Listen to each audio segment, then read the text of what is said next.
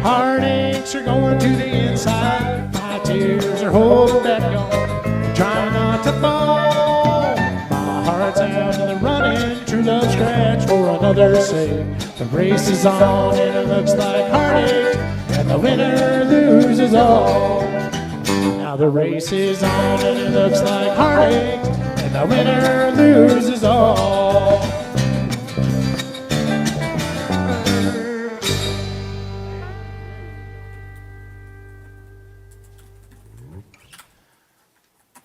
That's a metaphorical song.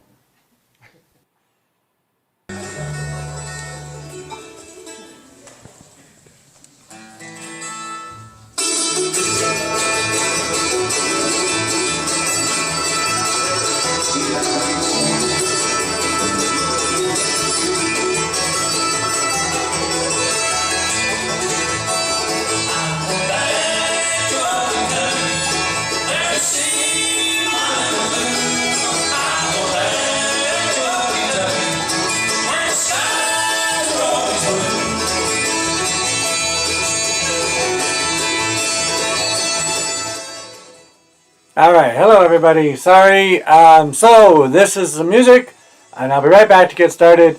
I got more of a head start than I ever have, and still less ready as such, but we're ready. We're ready. Hopefully it'll be a nice smooth show in just a few. Enjoy a little music in a minute. I'm showing you around. Stella's ready, but I am not properly attired. These are the wrong pajamas. So you enjoy some music, and I'll be right back to introduce properly. Thank you.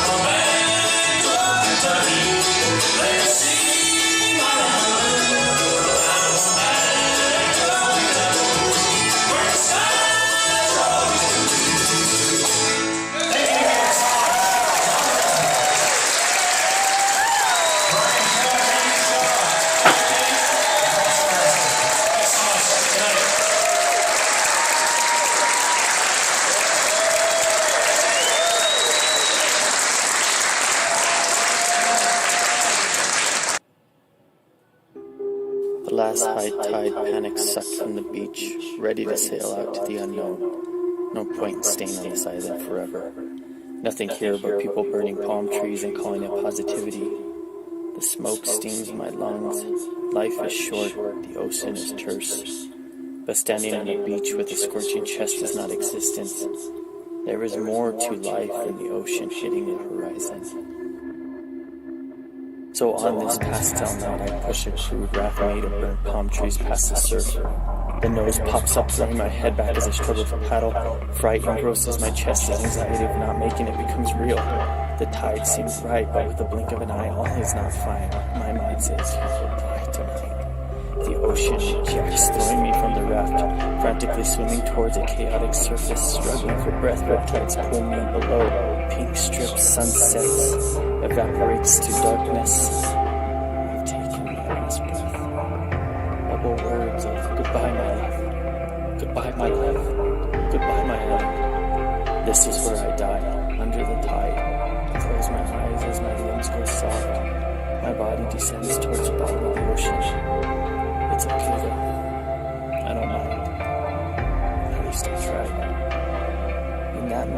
acceptance peaceful upon me. Anxiety washes away. I open my eyes to pastel colors of an anxious free life. Gently I swim the surface of Pacific water. Waves are calm, the ocean lazy, no reason to kill me now. My hand grips a wet, ashy palm tree wrap, pulling my body back up top. Life is stable now, so softly I paddle. I turn my head around, watching the island drift off towards the horizon. Flipping the vantage point, I stared at my whole life. I'm finally alive in the changing tide of my life.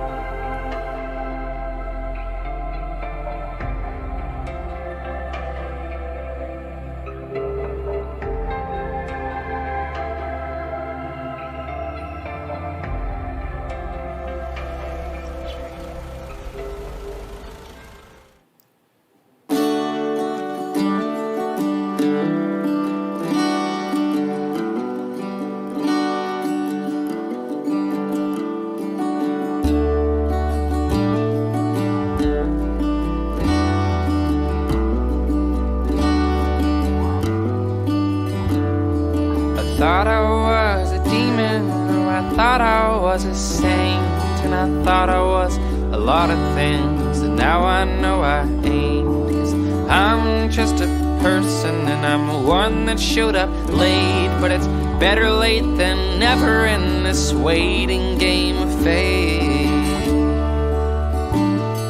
And I'm just regular, but regular people can do a lot. Oh, I'm just regular, but regular people don't know what we've got.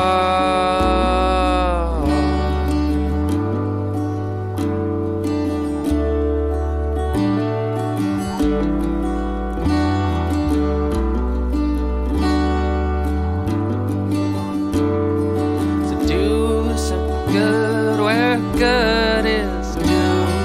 The only thing stopping you is you. Just think about someone else instead of everyone inside yourself. 'Cause we are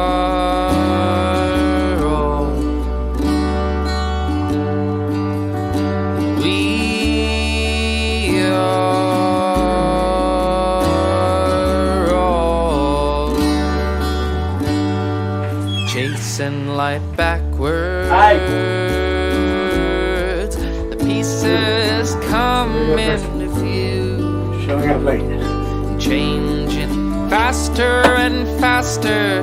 The bigger picture starts to look a lot like you on your first day ever.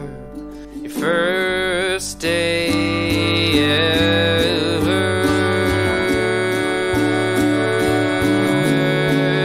Before you thought that you knew. 'Cause the world used to be so bright it could leave you feeling blind. And all you could hear was the static that's playing inside your mind. It was the sound that it makes when you gotta leave another moment behind. And little did you know, you'd have to hear it in all you'd find. 'Cause we are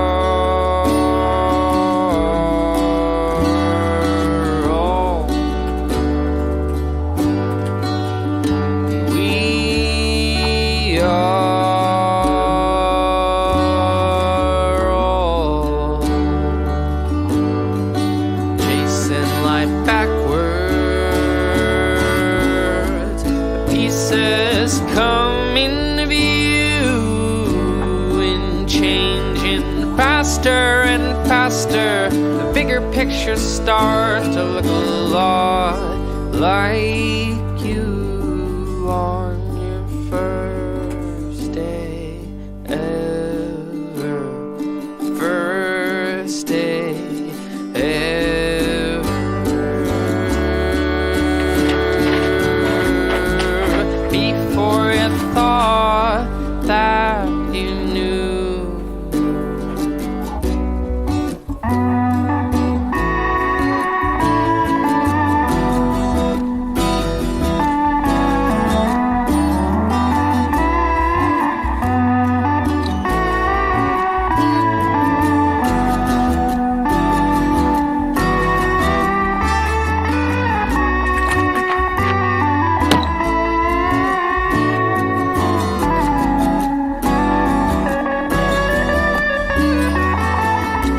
Countdown.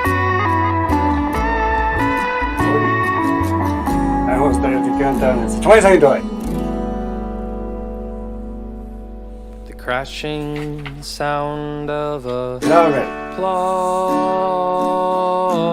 would mean that the song is over and everyone has stopped listening. Hey, Gabby, this time don't clap for me. I was ready. No, right, just 1. let the silence. 4, 3, 2, 1. Almost showtime. Woo! All right.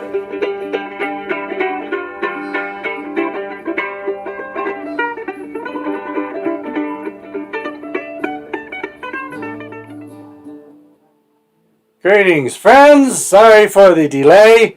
Audio check 1 2 1 2. I can hear you and I can see the chat. So please, if the audio is not good, then let me know. And let's see if we can shrink that now. The show is starting. Yay!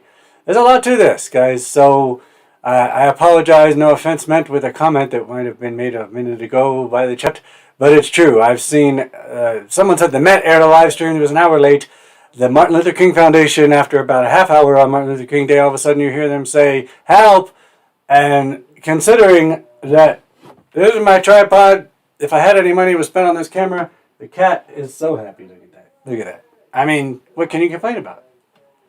And yes, this is not our first live stream, but as a matter of fact, I started even earlier than I have in previous live streams getting ready, and yet it still just takes time. But anyway, the pieces should be ready. And real quick, and then we'll get into the show. You heard in the intro there, and you don't have to tell me the mic's working because I know it is. If it isn't, then something wrong with your thing. And by the way, you should be able to turn on the closed captions. It's possible that that might only be able to be done, at least unless if I learn some more in the playback. But I know they're active, if not right now. And if they're not active right now, I apologize. It's more YouTube's fault than my own. Oh, wait, no, yeah, this is Stephen Julesworks here, introducing the second monthly showcase, Warp Up. We decided, well, we did our first live stream to say farewell, peep-poo off to 2020. And JW Follies was a live variety show, will be again, and melding will carry on both, like most people. Live streaming and live shows. I'm not going to give a lot of intros because I know you already were waiting. But I do want to thank many of our previous venues. We had a running joke. We've been doing this for almost 10 years with various people. We had a running joke when various venues closed underneath us that we closed Rouge Cat. We started at Warehouse 21. Rouge Cat rescued us. We were from the Lucky Bean that closed. Aztec Cafe, where Julesworks started in the 90s with some of these people I met that you're going to see throughout this night. That closed.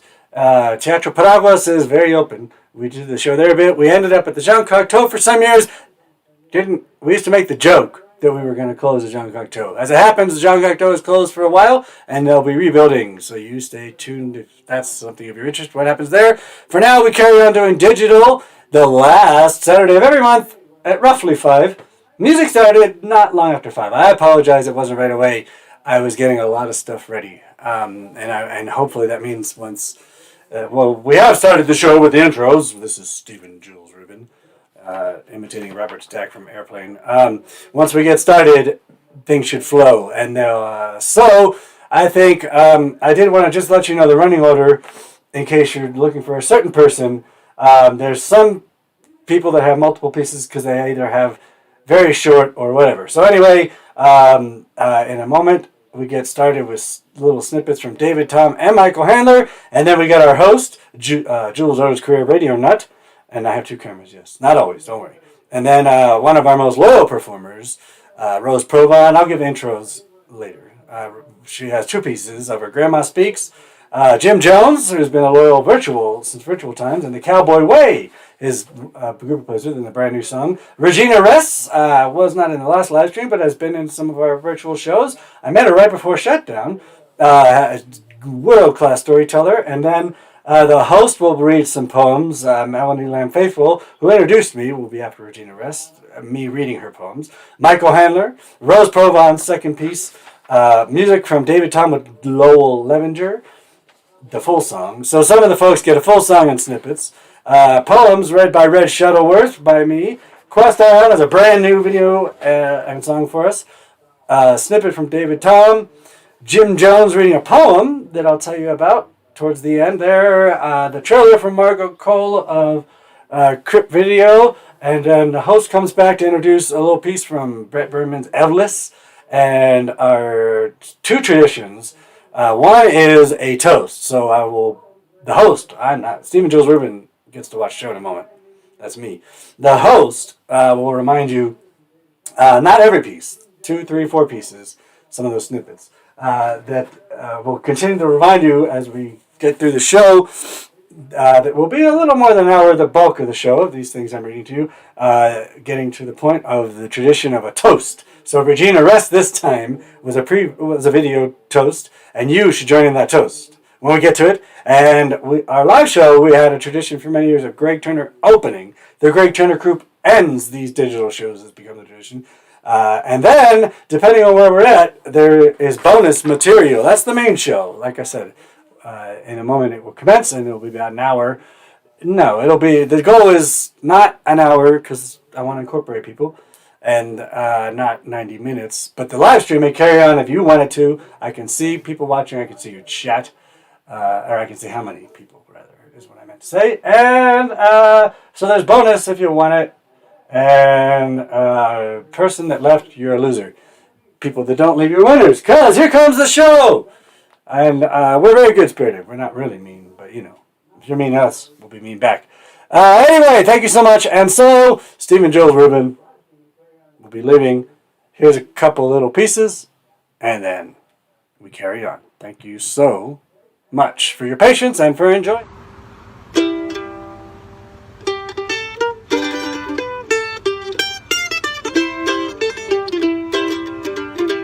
All your pause alive is staying the lifeblood in my heart and soul, dear. And I know my life will never be the same. All my pleadings has all been in vain for you and you alone, dear. You are guilty of the shame. Into each life a love is born, one and one alone, dear. The love I chose was surely not for me. For your poison love is staying the lifeblood in my heart and soul, dear. And I know my life will never be the same. For your poison love is staying the lifeblood in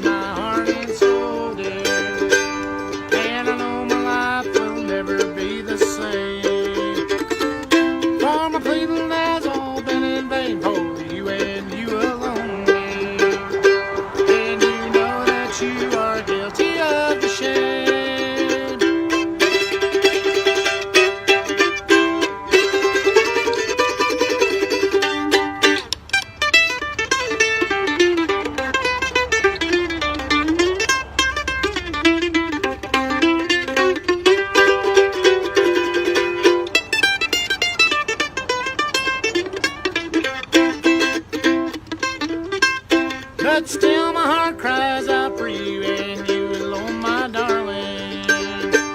It seems to never, never let me go. All my pleading has all been in vain for you and you alone, dear. And my better judgment tells me to say no. For your pose of love has stained the lifeblood in my heart and soul, dear. And I know my life will never be the same. For my pleading has all been in vain for you and you alone, dear. And you know that you are guilty of the shame.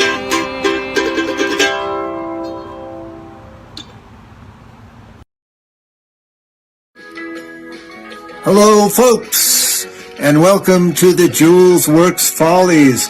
This episode brought to you by Ken Kesey and the Merry Pranksters. featuring Wasson Roland Kirk at the second annual perennial, it was for 2 years, Poetic Hoo-Ha, put on by Ken Kesey at Eugene's Mac Court. Yes, it really happened about 25 years ago or so. And, I was there. It was great. Roland Kirk had them stop the car from the airport so he could go out and feel a tree. Then he peeled some bark off of it and ate it. So he could be, like one with the tree. He wanted to know what an Oregon tree was really like. It was a great show, though, but now we have another show to do. This edition of Julesworks Folly I'm glad to be part of, and I will be playing something or other over on the big sofa here tonight at the Handler Inn. This a result of a trip to Meow Wolf. All right, guys, we'll be with you soon. Okay, where did I go? See, Michael, you knew. Hi, Jules O's career here, Radio Nut, they call me. This volume should be better, I hope. And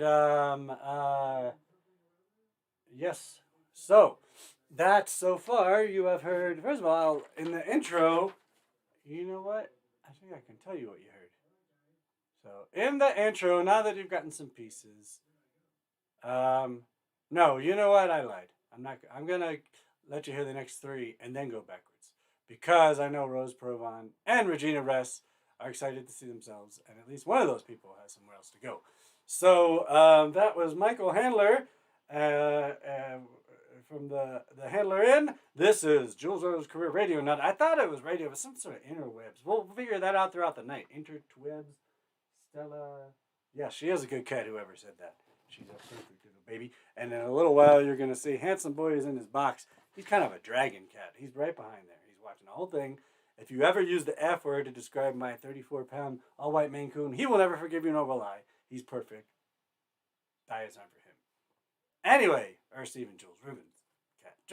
Anyway, I'm here in the Hobbit Den, just like Michael Handler was in his Handler Inn. And David Tom, that was his little snippet right in front of his Uncle DT Barbecue. If you get hungry, he's open. He reopened from 5 till 8. Order up. Anyway, so there's 3 pieces in this next segment. And part of why I started late is that I had moved some things around. It takes a while. Anyway, now I can relax, hit play. So you're going to see Rose Provon, Grandma Speaks. Her first of 2, this is called Zoom Background, right into Jim Jones and the Cowboy Way with a brand new song, Good Ride, and then a story from world-class storyteller Regina Ress, my neighbor Brenda, and I'll be back after those. We all enjoy those 3 and give you some more info now that we got things going. Thank you. Hi, it's Grandma, coming to you through the auspices of Zoom. I do a lot of Zooming. I have TLC meetings.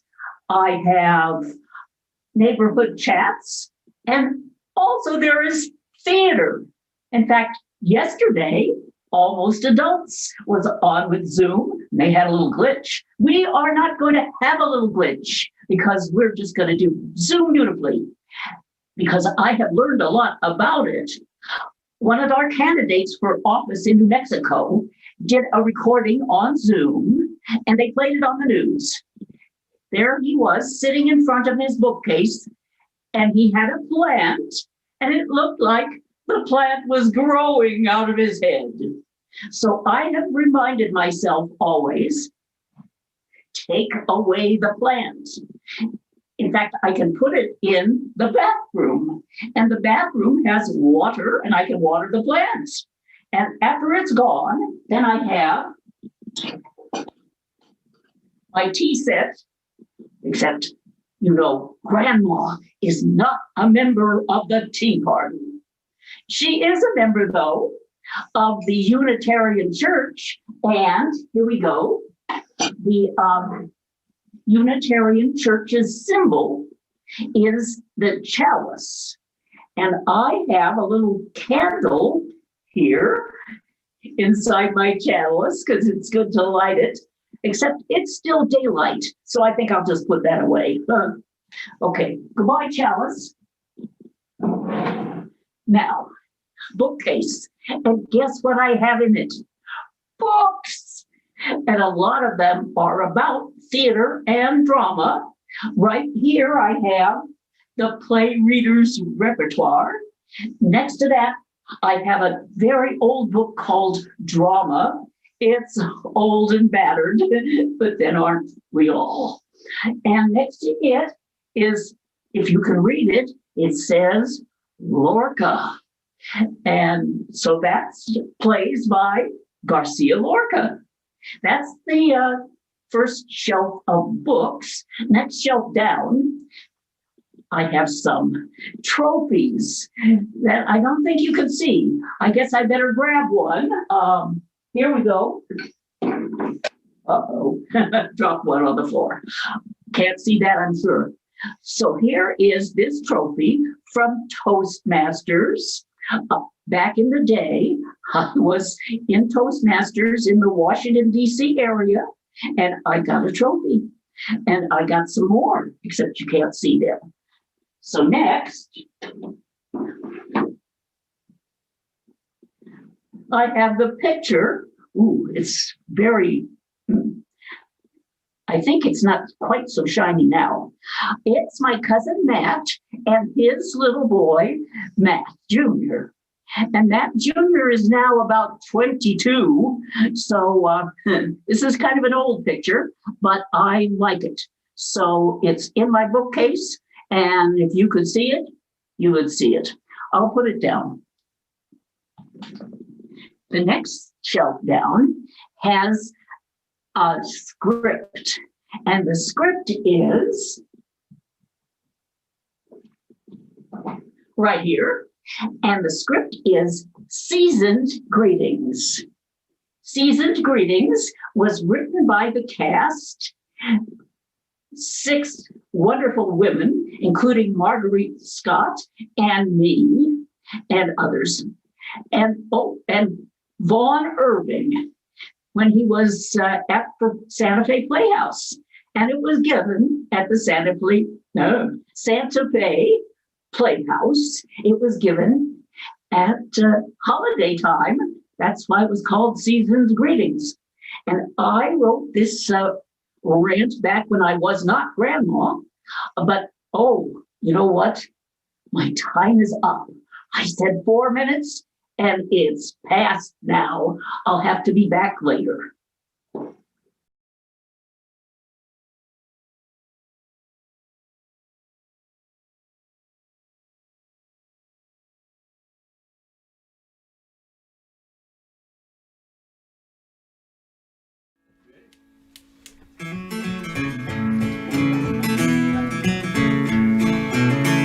Gonna ride this train, ride it straight and true.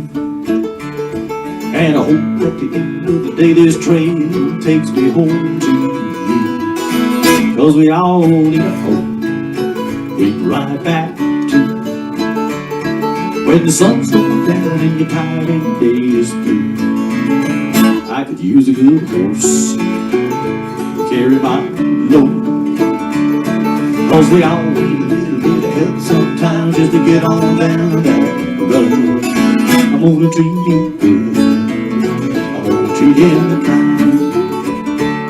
I'm gonna treat you like I wanna be treated if love was mine. When the cold wind blows and the thunder rolls, and the dust devils swirl like the end of the world, and you're scared down in your soul, you're gonna need a good friend right next to you. Together you and me's gonna make it through.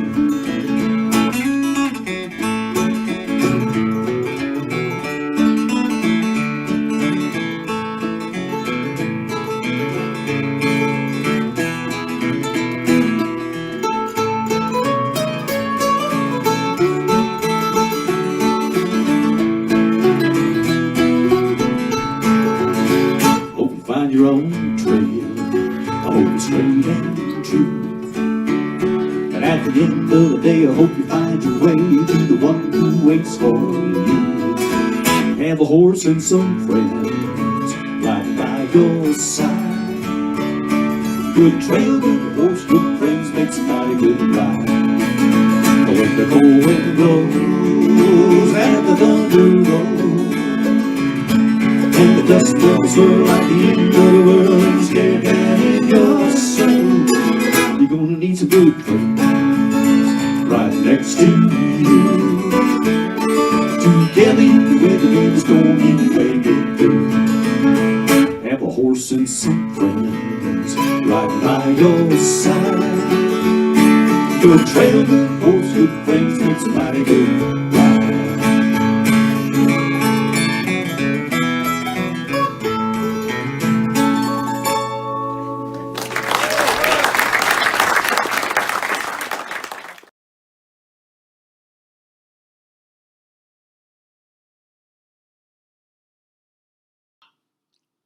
I'm so pleased to be part of this. Thank you, Jules. I'm in Santa Fe at the moment, as I am a lot, though I've been based in New York City for most of my adult life. Now, there's a lot of talk going around about people being hungry. They're calling it food insecurity. I've been thinking a lot lately about a woman I met back in New York in the mid-1990s who taught me some things about life and about reciprocal generosity, and I thought I'd tell you a little snippet of a story about her. One afternoon, now this was back in Greenwich Village in the 90s, one afternoon I was walking home to my apartment at the corner of 6th Avenue and West Houston Street. I was deep in thought about something or other, and this cheerful, friendly voice greeted me, "Hey, sugar, looking good." Well, it came from a woman who was sitting on one of the benches in front of the corner playground. She was calling out to me as though she had known me for ever so long. "Looking good," she said. And I remembered that I was feeling good that day, and my radiance and hers were matched. Except she wasn't an old friend of mine, and I soon figured out she was, in fact, a homeless woman living, at least for that moment, on that bench. So we talked a little bit, and I went on my way, but she was back the next day. And she became a kind of semi-permanent resident on that bench. And there were weeks, months, in fact, it was more than a year. We had an ongoing conversation. And I called her my lady. When I would tell people about her, I'd say, "My lady did this or said this." For a while, we were just exchanging greetings and smiles, and she never asked for anything. She did not ask for anything. I didn't offer. But after a while, it was a very hot summer, so I started to buy her cartons of juice from the corner deli, usually apple or orange. But one day, I asked her what kind of juice she liked. "Cranberry," she said, "cranberry." And so after that, when I did offer her juice, it was cranberry juice. Brenda was quite beautiful. She had very high cheekbones and red-brown skin, curly hair, usually under some bright cap. She changed caps often. But mostly, what you noticed about her was her loving presence. She was so present, except when she was drunk, and then she was apologetic. Now, once when I was talking to her, she told me that her aunt had read Langston Hughes' poetry to her when she was young. I told her my mother had known Langston Hughes when she was in college, and that I had a book of his poems. Whoa, that was some bonding.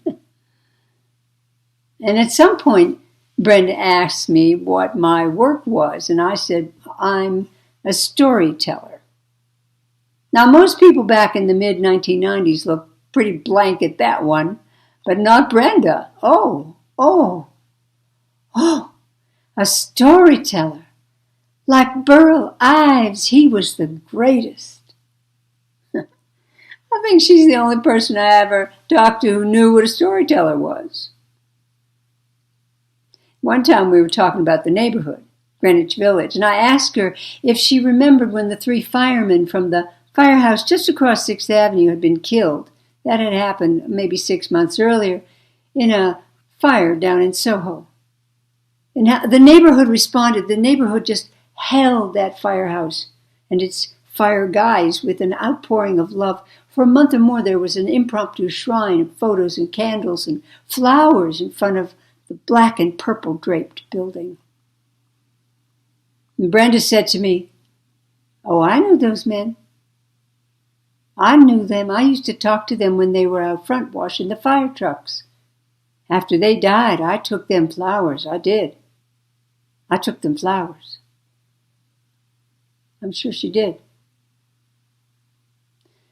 I asked her if she'd eaten. She pointed to a brown paper bag. "Black Forest ham and Zito's bread. Charlie Zito at the bakery gave it to me," she said. "Italian bread, straight from Bleecker Street." "Oh, but I love something to drink. Go get me some cranberry juice, sugar." And she handed me a crumpled dollar bill. So I went to the corner deli. I bought her some cranberry juice and a piece of cranberry coffee cake to go with it. Well, she beamed. You see, Brenda was a neighbor.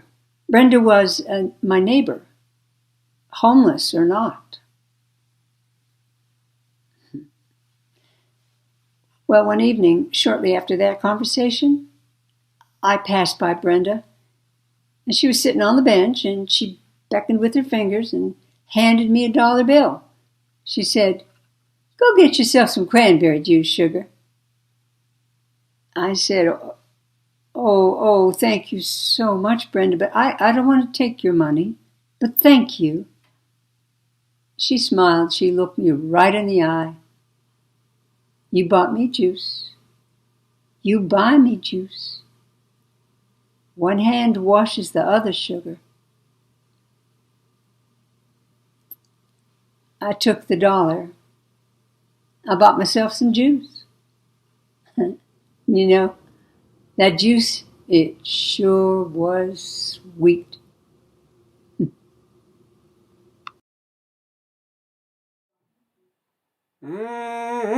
Sweet. All right. I turned the mic up a little, so hopefully it's right hot. And thank you, Susie. Thank you for letting me know, by the way, about that, because it does. I was always wondering why they're like, wait, someone's watching, they're not.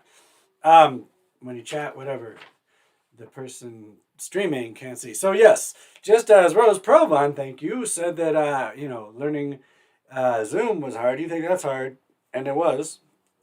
Learning a live stream is really ridiculous, but it's worth it, because actually, to toot our own horn just for a minute per a comment that was there about getting all this together, I am still waiting for someone to share me as inspiration, fun, whatever, an example of someone else locally, nationally, internationally, doing a live variety show, because streaming and not live variety show. I watched at least 2 a week more. I love live streams. I've seen zillions. I've seen lots of great shows. The New Mexico Food for Love that just aired over Valentine's, that Joe Harvey Allen put together, Terry Allen, and 9,000 performers, and Ally McGraw. It was amazing. It was one of the best I've seen. And the most variety I usually see is mostly music. They're usually to raise money, so whatever they're raising money for, the depressing COVID ad is in there. There'll be one piece, like the Joe West had his music and other things, that the pre-made commercials, and then Rod Harrison. But I've yet to see the flow of variety, and I'm not bragging, I'm curious. I am bragging, but I'm also curious. So if anyone else is seeing, because it's not easy. For one thing, part of what took me so long is in OBS software, what I mentioned, and I said something about shoving it in your face if somebody keeps complaining, is all those scenes. And the more scenes you have, the more annoyed it gets. Stella, she loves it. I'll show you Stanley later. So, gonna carry on, but I'm behind on telling you the pieces that you've heard. So that storyteller, she is world class. That was Regina Ress. thanks to Melanie Lamb Faithful, whose poems I'm going to read if I can find the book that I'm sitting on. Melanie Lamb Faithful moved here a few years ago, with her husband, retired from NASA, and moved here and discovered the Jean Cocteau. The Bluetooth device is ready to pair. You need a mic in the world. I don't know. So I was saying, they call me Julesworks Career Radio Nut. I love radio and nuts. I love karaoke. I'm not going to do karaoke right now. At the bonus, if you requested, maybe. Anyway. Hi, Crip. We didn't get to you yet. So that's okay. We're moving along. Anyway, Melody Lamb Faithful discovered us at the Cocteau was my point. And something about how these radios and mics are on some sort of web streaming. But that's okay. So that was Regina Rest telling her story. And she's been on lots of live streams with her stories. Jim Jones, my last radio show, I do a radio show on 96.9 FM, www.kmrd.fm. Used to be Mondays. It moved this year to Sundays, also 5 o'clock. Nice time. Oh, yes, Susie. Thank you. It's funny because I almost didn't choose Saturday, thinking there was so much other stuff going on. And one of my favorite live streams is Hayes Carroll Alone Together Tuesdays. And he said he chose that besides Alone Together Wednesdays didn't sound good Tuesdays, that everybody was doing Saturday night.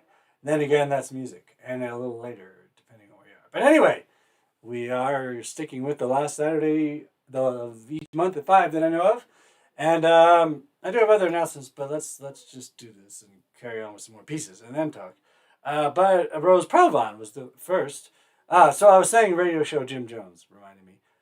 Jim Jones is a New Mexico treasure, cowboy, legend, writer. And hi, Lydia Manuel Music. Speaking of Hayes Carroll. The person who just commented, I gotta say, so that's what's cool, is you watch one live stream and you join another. Thank you. It warms my heart that you're here. And your music will be on my radio show when you tell me to. And you can be on one of these streams next time, if you want. But anyway, Rose Provon is one of the most loyal Julesworksers. And I do want to say one of the missions of Julesworks is inclusiveness. Anybody has always been welcome. We're growing in viewers, see? We've always had an open door policy besides shutting down venues, but I don't think we shut down YouTube or whatever YouTube is. I don't know. We can't shut down the radio. Radio has existed for longer than yeah. I was gonna say something slightly ridiculous and insensitive. I'll just leave it. Longer than common sense, which isn't common. Now a squirrel. Anyway, family. Online family. Well, we're gonna do both. We're gonna do both. Camera and live. Most of the people I stream and watch say that. So yes, I know I'm jumping around. You'll live. Jim Jones, cowboy legend, Western author legend. You can get his books, his website. I'll share that info later. But that was Jim Jones with the Cowboy Way and a brand new song, Good Ride. Rose Provon. So what I was saying is our mission is to have, and we do it this time, we've always tried, and we had done, our 63rd show was going to be late April, and it became online, which is now on this YouTube channel you can watch, and then we did a 64th election. That was May, the first one, and I almost died. A near-death artistic experience. Susie, you think a live stream's hard. Try anything, a movie that ends up being 3 hours. That was rough. But worth it. The second one was not as hard. And I'll toss out and say more later, I do believe Julesworks 65 is going to be coming in late April virtually. Except for last year, most years, we sort of did a late April anniversaries birthday. There's a diva birthday on April 24th that includes some guy named Stephen Jules Rubin, Barbara Streisand, Shirley MacLaine. That week, Hitler. Yes, I intentionally say Hitler after Shirley MacLaine. I'm a terrible person. Shakespeare and many others have birthdays right around there. And it's sort of an anniversary of Julesworks. Now, last year, because of the shutdown and scrambling to even get a movie out by May, we didn't. But I think we're going to do that. And Theater Walk Santa Fe. So more on that coming. And I'm going to wrap up this session of babbling with the respect to Rose Provon that she deserves, which was to all finish the thought of saying that we have we are open to anyone to perform. So Susie performed years ago live and is watching. You can return, having watched a few like Regina Ress. You can take a long break. You can never come back. You can be brand new. You can never have performed. You can be super famous. Whatever. You can be a legend. You can be amazingly talented like Rose Provan. So in that trio, we had a world-class storyteller, a legendary cowboy guy, and a very talented, beloved performer, Rose Provan, who is one of the most loyal Julesworksers, Rose. And that's her Grandma Speaks series. As she said, she wasn't always grandma. And I think that someday, I hope, in addition to the Grandma Speaks series, first of all, there's another piece in this show, that could be its own thing. So we'll see what happens. Anyway, I'm not going to forget, and I'm saying this to hopefully not forget, to tell you what you heard in the intro. But we're going to carry on.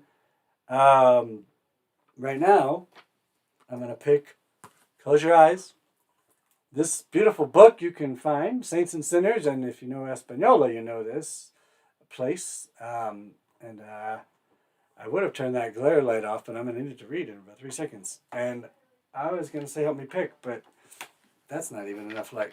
But it opened to this, and I'm going to read it. Whatever page it opened to. First of all, there's the picture. Yes, I forgot.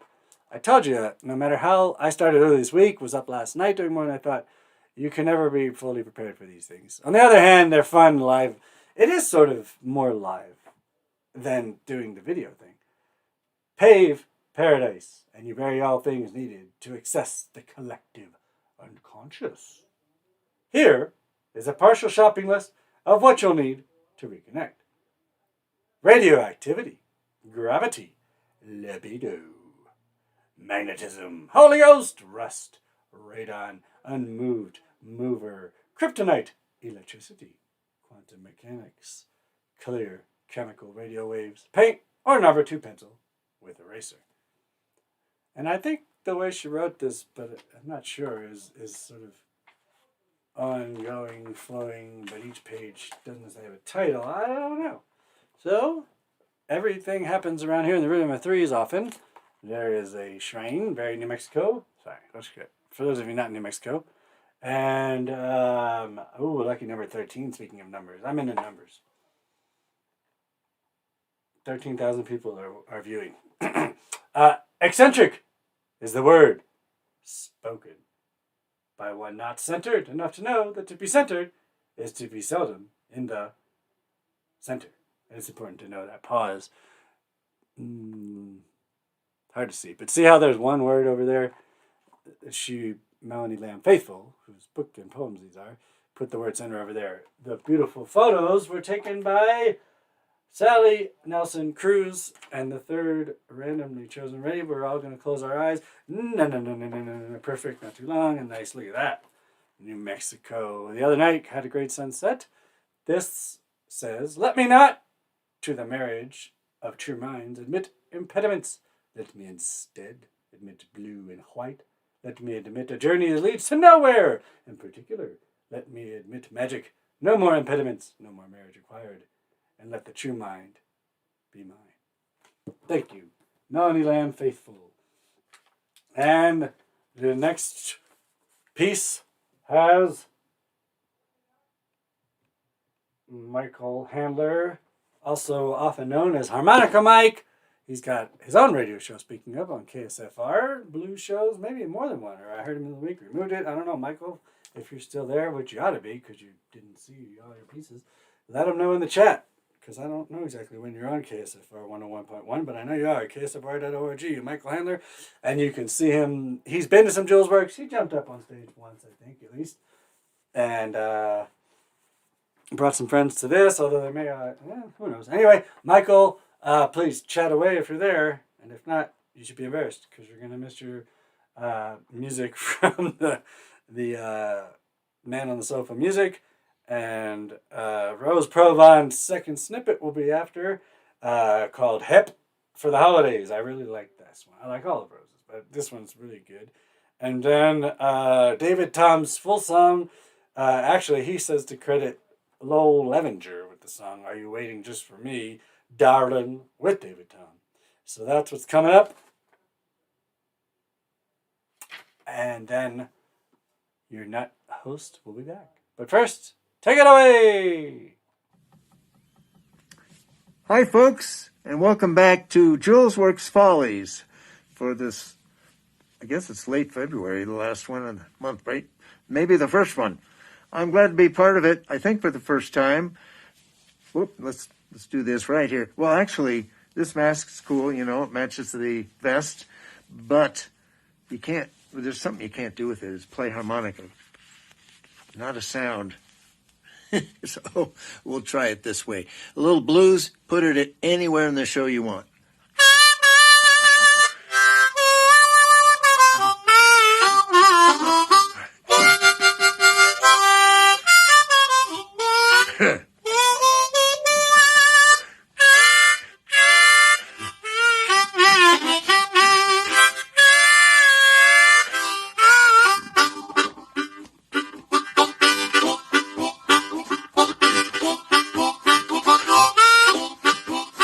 Yeah, come on down.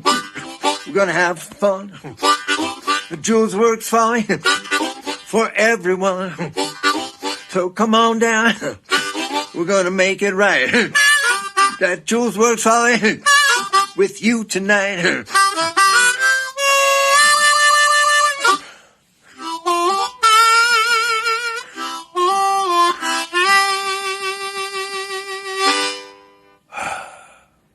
Have fun at the show. Now, Grandma is back, and she is going to read what she wrote for one part of Seasoned Greetings, the play that I talked to you before about. And this is, remember, holiday time.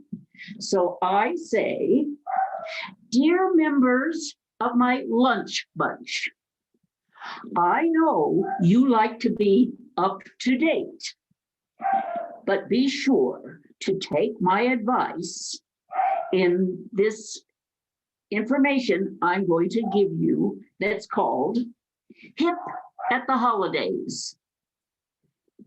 And don't pronounce it hip, even if it is spelled H-E-P.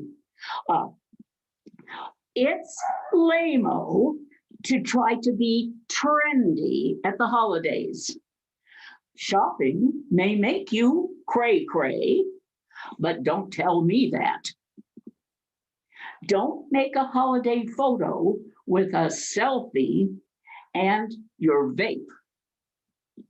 The season brings happiness, but it's not LOL.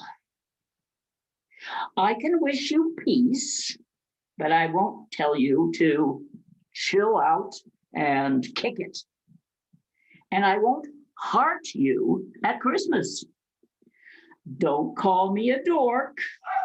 Don't say I'm dope and sick and hot. Don't call Santa a fat dude. In fact, don't call him any kind of dude. Follow my rules, and you'll have a safe, sane holiday season. Got it? Okay. Love, Rose. Are you waiting just for me, my darling?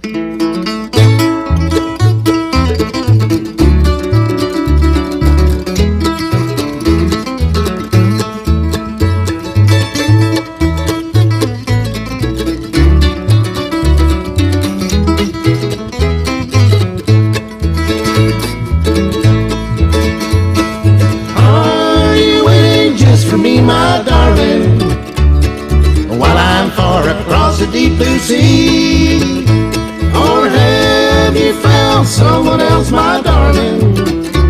Please tell me, are you waiting just for me? While I'm writing you tonight, my darling, there's such a burning deep down in my chest. I know you promised that you would be faithful, but darling, tell me, have you stood the test?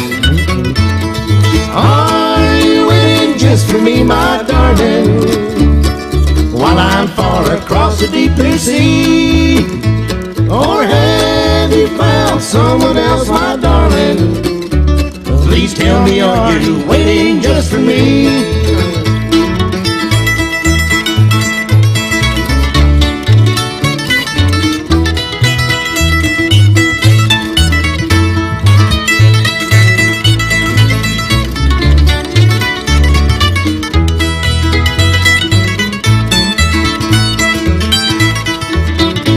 You've never given me a cause to doubt you, not because you've always been so true and kind, but now my spirit keeps on sinking lower, for fear that a new love you might find. Are you waiting just for me, my darling, while I'm far across the deep blue sea? Or have you found someone else, my darling? Please tell me, are you waiting just for me?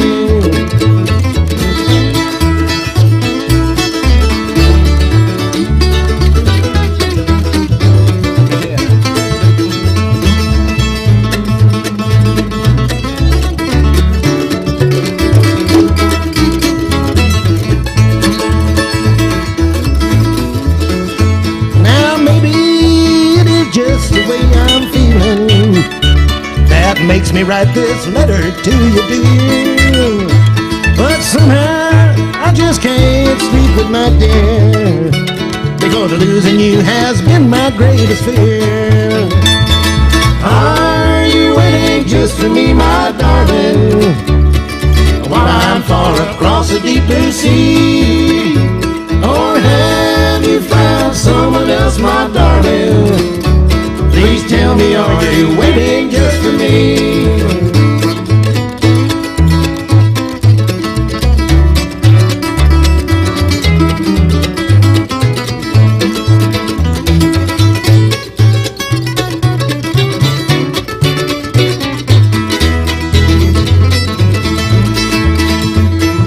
Are you waiting just for me, my darling, while I'm far across the deep blue sea? Or have you found someone else, my darling? Please tell me, are you waiting just for me?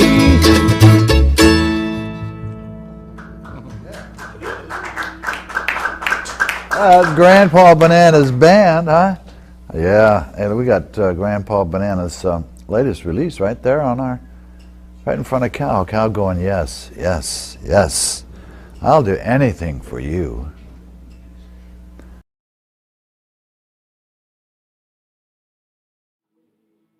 All right, Grandpa Banana, I don't know what that is, but I like it. Michael Handler, I see you're there, so I'm sorry, we won't shame you anymore if you were there, but you didn't speak up, so shame is a strong word for a 4-year-old. But anyway, I'm glad you didn't miss yourself, Mike, and I'm glad you know whatever that banana thing is. I don't know what that was. You know more than me. Hi, Lowell was a year ahead of me and a year or two. Well, Mike Handler knows everybody. He is the harmonica god. And in the trailer that you would have seen and you'll see later, this little thing last night, she's very restful now. She heard that harmonica, looked right up, because Daddy plays harmonica sometimes. See? And let's see, can we do this? Turn that off. Watch. There's the... Oh, mother. The dragon got out of his box. Well, there was a dragon in that box. Well, the other reason that these shows usually start late by a few minutes, although I try to get the music one time, is because the dragon not in the box, the cat, is probably doing what he's doing now, which is pooping and sometimes misses the bin. Anyway, we won't talk about that. So let's see, what did we hear there? Credit-wise, that was Lowell, Lebinger, and Banana something or other with David Tom. David Tom is Uncle DT Barbecue right here in Santa Fe now. He had a career all around elsewhere before, luckily, to Santa Fe, winding up here and opening some of the best barbecue you can imagine. And open much of the week, not to promote. But part of this, actually, the other mission of this is the idea of getting performers to be involved to share their other work. So when there were live shows, you would talk about your live shows and whatever. So that's why I said, anybody, feel free to chat in there. Lydia Music, if you're still there. Mike Handler, Susie, if you got something coming, put it in the chat, please. I know there's less coming these days. So Michael Handler was before Rose and Lord Lavender. So we have Melanie Lamb, Faithful Indeed. Thank you, Regina. Those two, Melanie, I did know. Regina, I did not, were my last live radio show guests. I have Zoom guests, including David Tom will be on tomorrow, 5 o'clock on 96.9 FM, www.kmrd.fm. As we're getting towards the last bit of the main part of the show, I'll give some more notes here. I wanted to get in the show since we started late. So yes, Uncle DT and his music-making partner, Zeke Severson. Tomorrow, 5 o'clock, somewhere in the 5 to 7 range. 96.9 FM comes in only of 17 miles from Madrid, New Mexico. But the website is constant. KMRD.fm. Pretty constant. I think I had issues last Sunday. But anyway, and recordings, although I'm way behind, thanks to changing computers, being lazy, being distracted, blah, blah, go to mixcloud.com, mixcloud.com. It's time to drink soon, but I didn't yet. But we're getting towards the toast. Not quite, but get your toast dish ready, or already you could be drinking. I just like to get this mostly along before I start anything like that. Anyway, mixcloud.com, Jules Otis 13, JULES OTIS 13 is the is how you could listen to archives that include all kinds of folks, from some of the people in this show having Zoomed or been live guests, Kirk Ellis, who wrote and produced John Adams, Danny fake cousin Ruben, who wrote Groundhog Day, Al Shackman, who spent 40 years playing with Nina Simone, have all been on my radio show and are in those archives. You can be on my radio show. Either Lydia Manuel, we had talked, and Hayes Carroll about her sending me some music, and or Zooming in, folks. So you too, Michael Handler, anyone else. It doesn't have to be music. Daniel Werwath was my guest last week and spoke about his very important, awesome, finally happening creative arts housing project here in Santa Fe. So anyway, let's see. So, yes, David Tom and Noel Livinger. Are you waiting just for me, darling? Grandma Speaks, number 2, Hip for the holidays. That's the one I was saying I really, really like, especially I just thought it was funny and on point with the lingo and stuff. Yeah, Mike, I could have been worse. So Mike's comment there last night, he Facebooked those things. It did compress them. That's why you're in a small thing like that, when we could have had you bigger. So in the future, it will be better to Dropbox you send it. But that worked. And the volume, I had to crank up too. But that's okay. Thank you, Mike. I'm so glad you were in it at all. And yeah, that was the first credit is Harmonica Man Mike. But it was really funny last night so I didn't even get to do it till last night. Greg Turner coming up in the finale too. But this little one, because I have my harmonicas that I'm have fun with, but don't really know how to play. Certainly not like Mike or Freddie Lopez. But she got so excited. But she's really sleepy. I don't know why she's so sleepy, because it's just so good. Personally, when something bad's on, the last thing I can do is sleep. If you put it on a Sandra Bullock's movie, I will never sleep. You put on, I can sleep to Die Hard really loud, or Star Wars, or something I love.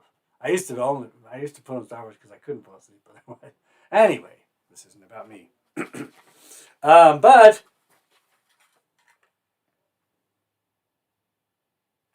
before we get into the next piece, speaking of Jim Jones, Red Shuttleworth is another one. Now this is what's cool, as in the Zoom toast you'll hear, the upsides of QuaranTimes.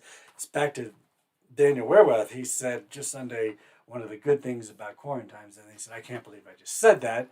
And I thought, well, we say upshots, but I understood why he, couldn't believe he just said that.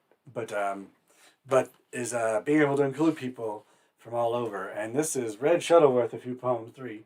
I've never met him yet, but he's also beloved, mostly Western-themed cowboyish writer. And I just started this slideshow of him that I'll make bigger now that we're in him, although I can't make it much bigger because we lose it. Wait, what happens if I hit this button? There we go. And then let's move me a little. All right. And then you flick the switch. See, I'm sort of telling you how this works too with the zoom. So, oh yeah, flashlight. Oh goodness. So Wolf Moon is one of Red's books. And he kind of sent me his books. And even someday, maybe we'll get into this. Well, not this full play that Red has done. Red's had plays produced, speaking of Kirk Ellis and other folks. But he sent me some one acts. Maybe we'll get into that. Susie, others that want to perform. But for now, the present moment, the Star Wars Lullaby. Who did? Sandra Bullock. I slept with. I hate Sandra Bullock. Mike, you need to be in every show because you're funny. All y'all should be in every show. But no, I was babbling that because the cat was asleep. She's very not asleep now. She's ready. She's getting ready. I was saying that I can fall asleep. I can't fall asleep if I don't like what's on. And so my example of a genre of film, our film that I like to pick on is Sandra Bullock's. And I would never go to sleep. Some rom-com, whatever. And now you made me lose the poem I was going to read. So anyway, this is better because this is called The Wolf Moon. And now I've turned to The Wolf Moon Zatis. And then I think Red did his own images. Tonopah Winter. And hopefully next time I'll be more prepared and I'll remember to put these images in. I did put this slideshow. That's not bad. I put that together right before the show. The Wolf Moon, that is. The aged may feel left behind or hatched in a grotesque time. Voluntarily buttoned to the neck, ghosts blotch the snowy darkness. Past midnight, January, like crumbly Irish rose petals in a poetry collection by Thomas McDonough. Past midnight, feeling south in a large room, almost an atrium. No fucking let up! A voice comes to you from inside your shock-wavering skull. Thought as a companion. Wet snow at the front door. Dark kettle further on. A dwarfish pony somewhere behind the house. Past midnight. Soak your first in brine. Go another round. The score goes in circles, without win or loss. Past midnight. Cheap cigar. Moon. Bright. Bourbon. Well, that's my favorite poem ever, and that means it's definitely going to be toast time tune soon, and time for bourbon, because I'm swimming earlier. I haven't had a drink. Cochise County, Arizona, for this short poem. Raspy cheap cologne. Copper daylight fades. Barns. Brave horses. Leather thin saddles. Cracking from rafter chains. Record high temp. Near 50. We used to make fire on the corn stubble. Signals to any Gaelic goddess. Red, and number 3 from his homeward. Red Shuttleworth. And those are some images, like I said, I just had found in the slideshow. One of the things you can live stream is you can make a slideshow. Red loves dogs. That's okay. We have cats. Shower clouds to the south will be our third and last Red Shuttleworth poem for this bit. Barno. Corn rake. An afternoon dream. A neighbor sells a 20-year-old dapple gray. Pipe. Coral. Ornament. Can't get the gelding tailored. A little boy circles, shudders, and weeps. August corn going brown at the edges of fields. Lush alfalfa and another neighbor's. Soon the left get cutting. And that's a light poem for Red. Red is a serious fella. But I love his stuff. Okay, children, thank you. That was the Red Shuttleworth outburst. I call it the Jules Literary Outburst on my radio show when I do my own poems. And we're carrying on now. Part of why Red was that is it up next is in this segment is his buddy who introduced me to Red, Jim Jones, and poems. But I didn't put it right away because first we're going to have, I mentioned that Julesworks 63 was a near-death artistic output experience. I wasn't looking for sympathy. I was exaggerating, but it was a big deal. And my Apple almost died. I now have a PC. A fellow named Q, who I happened to wait on in Jumbo Cafe and found out back in town fixed computers, typical Santa Fe fashion. Not only is Q, and if you That's James Bond. You want your tech guy to be named Q, right? I mean, come on. His name's Q. Yes, he has another name. His music name is Quest Ion, and he has the Avon Lux Musical Collective, AVENLUX, on YouTube that you could join, I think, and you could certainly check out some artists he's growing, and his own, KWEST-ION, Quest Ion, and this is going to be an original. It's called Worlds Apart, and it's got some awesome found footage and an original music by Quest Ion. And it's going to go right into a snippet from David Tom of the classic Don't Get Above Your Raisin and Yell that saw Ken Burns Country Music. That was the title specifically of one episode. And I can't read all your chats just yet, but I will in a minute. And that's going to go right into Jim Jones reading the Cremation of Sam McGee poem written by Robert Service. Now, Jim Jones, every Wednesday on his own Facebook, he's one of the few people that has not had Facebook Live problems, and I think that's because he's only doing Facebook Live. And there's a big difference, by the way, and I'm not going to get too technical, going live, hitting a button with your camera, and doing a live stream. Big difference, guys. So anyway, before you start a live stream, and believe me, whatever you think is wrong technically, I'm sorry, toot my own horn, is mild compared to some of the live streams I've seen, both locally and internationally and nationally. So anyway, and some being great. It ain't easy. The best thing to do would be to give a gamer a 6-pack and some weed and Cheetos or whatever they want, because the gamers use the same software, OBS. So I can help you live stream, but I'm obviously no expert.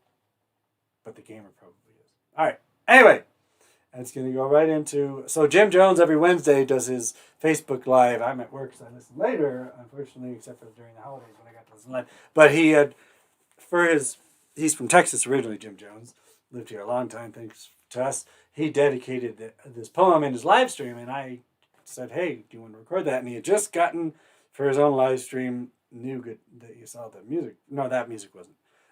You're going to see a setup where he does his live stream every Wednesday from where he lives, a little south of us here in Santa Fe, a bit south. Anyway, he had just gotten a new camera and new light and recorded the poem. And then from Crip Video Productions, Margot Cole, who you might see as Crip Video Productions chatting and occasionally mentioned as Yuna on Facebook taggings. Margot Cole is part of Teatro Paraguas, my loves, more on that in a bit. But they're bored now, lived here briefly, East Coast, Crip Video Productions. You'll see the trailer, but I'll just say that they riff off of Cripple and chose the name Crip. It is not a gang thing there. It is, and you'll see from the trailer. And then I'll be back, as we are getting close.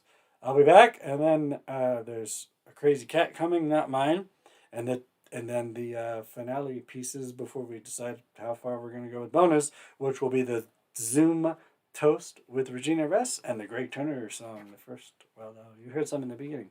So here comes this next segment, and then a lot more credits and things, and get ready with your toast. Thanks, friends. Here you go. Take it away. Non. Si tu t'intéresses à moi, ça veut dire que tu commences à t'intéresser à toi. C'est intéressant. Bien sûr que tu l'es. T'es beau, intelligent. Arrête de foutre de ma gueule. Mais si, je t'assure, c'est tout là-dedans. T'es incapable de le voir. On va sortir. Je sais. Je sais.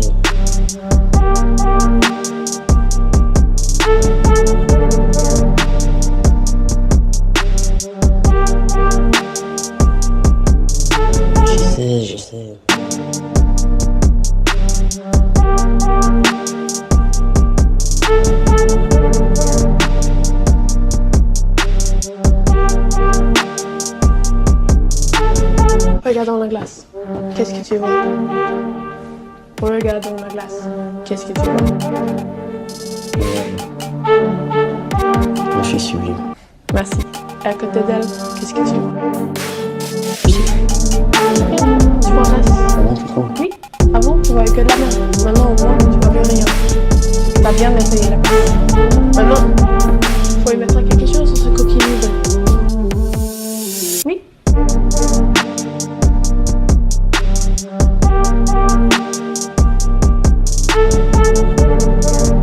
Je sais.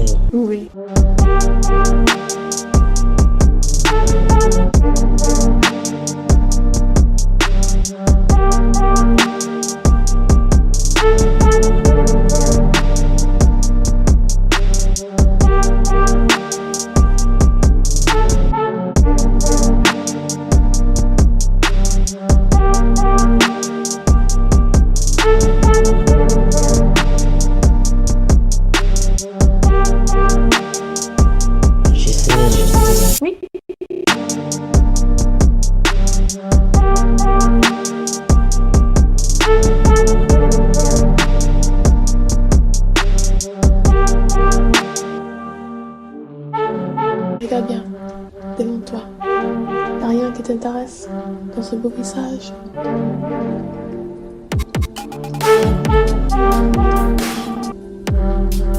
Pas grand chose. Regarde bien dans tes yeux. Qu'est-ce que tu vois?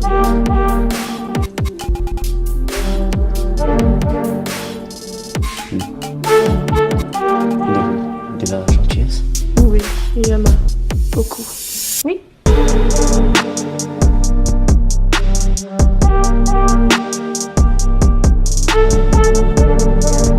Je sais. Oui.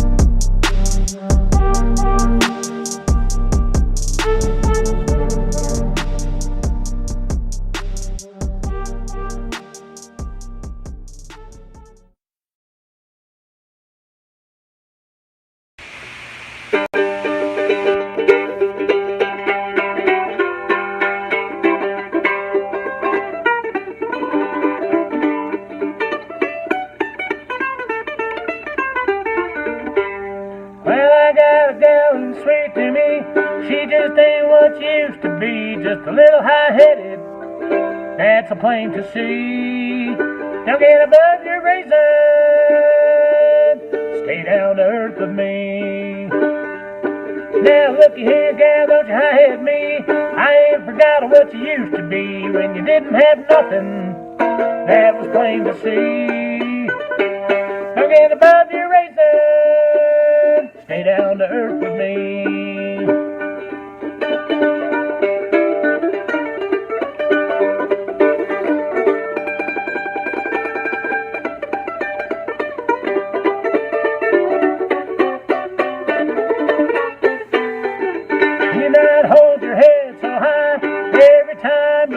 Me by, but it don't mean nothing to me, you see. Don't get above your raisin, stay down to earth with me. Now looky here, gal, you better be yourself and leave that other stuff on the shelf. You're a country baby, and that's a plain to see. Don't get above your raisin, stay down to earth with me.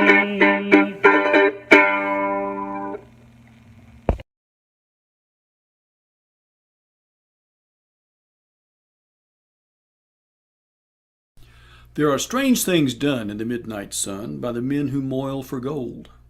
The Arctic trails have their secret tales that would make your blood run cold. The Northern Lights have seen queer sights, but the queerest they ever did see was that night on the marge of Lake LaBarge I cremated Sam McGee. Now Sam McGee was from Tennessee, where the cotton blooms and blows. Why he left his home in the South to roam round the pole, God only knows. He was always cold, but the land of gold seemed to hold him like a spell, though he'd often say in his homely way that he'd sooner live in hell. On a Christmas day, we were mushing our way over the Dawson Trail. Talk of your cold, through the parka's fold it stabbed like a driven nail. If our eyes we'd close and the lashes froze till sometimes we couldn't see. It wasn't much fun, but the only one to whimper was Sam McGee. And that very night, as we lay packed tight in our robes beneath the snow, and the dogs were fed and the stars o'erhead were dancing heel and toe, he turned to me and, "Cap," says he, "I'll cash in on this trip, I guess. And if I do, I'm asking that you won't refuse my last request." Well, he seemed so low that I couldn't say no. Then he says with a sort of a moan, "It's the cursed cold and it's got right hold till I'm chilled clean through to the bone. Yet it tain't being dead, it's my awful dread of the icy grave that pains. So I want you to swear that, foul or fair, you'll cremate my last remains. Well, a pal's last need is a thing to heed, so I swore I would not fail. And we started on at the streak of dawn, but God, he looked ghastly pale. He crouched on the sleigh and he raved all day of his home in Tennessee. And before nightfall, a corpse was all that was left of Sam McGee. There wasn't a breath in the land of death, and I hurried horror-driven, with a corpse half hid that I couldn't get rid because of a promise given. It was lashed to the sleigh, and it seemed to say, you may tax your brawn and brains, but you promised true, and it's up to you to cremate those last remains. Now a promise made is a debt unpaid, and the trail has its own stern code. In the days to come, though my lips were dumb and my heart, how I cursed that load. In the long, long night by the lone firelight, while the huskies round in a ring howled out their woes to the homeless snows, oh God, how I loathed that thing. And every day that quiet clay seemed to heavy and heavier grow, and on I went, though the dogs were spent and the grub was running low. The trail was bad, and I felt half mad, but I swore I would not give in. And I'd often sing to that hateful thing, and it hearkened with a grin. Till I came to the marge of Lake Labarge, and a derelict there did lay. It was jammed in the ice, but I saw in a trice it was called the Alice May. And I looked at it, and I thought a bit, and I looked at my frozen chum. And here, said I, with a sudden cry, is my crematorium. Some planks I tore from the cabin floor, and I lit the boiler fire. Some coal I found that was lying around, and I heaped the fuel higher. The flames just soared and the furnace roared, such a blaze you seldom see. And I burrowed a hole in the glowing coal, and I stuffed in Sam McGee. Then I made a hike, for I didn't like to hear him sizzle so. And the heavens scowled and the huskies howled, and the wind began to blow. It was icy cold, but the hot sweat rolled down my cheeks, and I don't know why. And the greasy smoke in an inky cloak went streaking down the sky. I do not know how long in the snow I wrestled with grisly fear, but the stars came out and they danced about ere again I ventured near. I was sick with dread, but I bravely said, I'll just take a peep inside. I guess he's cooked, and it's time I looked. Then the door I opened wide, and there sat Sam, looking cool and calm in the heart of the furnace roar. And he wore a smile you could see for a mile, and he said, please close that door. It's fine in here, but I greatly fear that you'll let in the cold and storm. Since I left Plum Tree down in Tennessee, it's the first time I've been warm. There are strange things done in the midnight sun by the men who moil for gold. The Arctic trails have their secret tales that would make your blood run cold. The northern lights have seen queer sights, but the queerest they ever did see was that night on the marge of Lake Labarge. I cremated Sam McGee. Robert Service.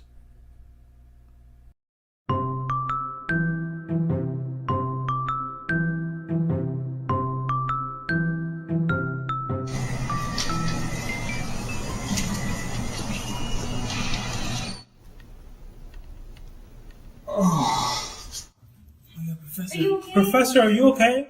Is the professor gonna die? I don't understand the point of it all. He said he had a stroke. But I was just so upset about all the crazy stuff that happens on the campus. And he started showing off, so I took my frustration out on him when he didn't deserve it. Wow, I thought I was a blunt one. Just because I'm disabled doesn't mean that I have the authority to... Like this?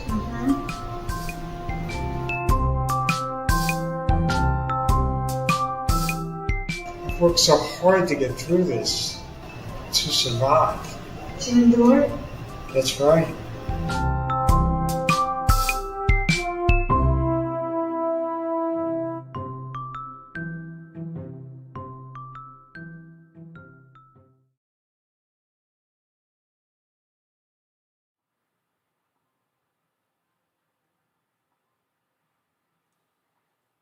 All right, hey there. Oh, just getting some things ready as we get towards the end. Oh, shoot. This is my tree.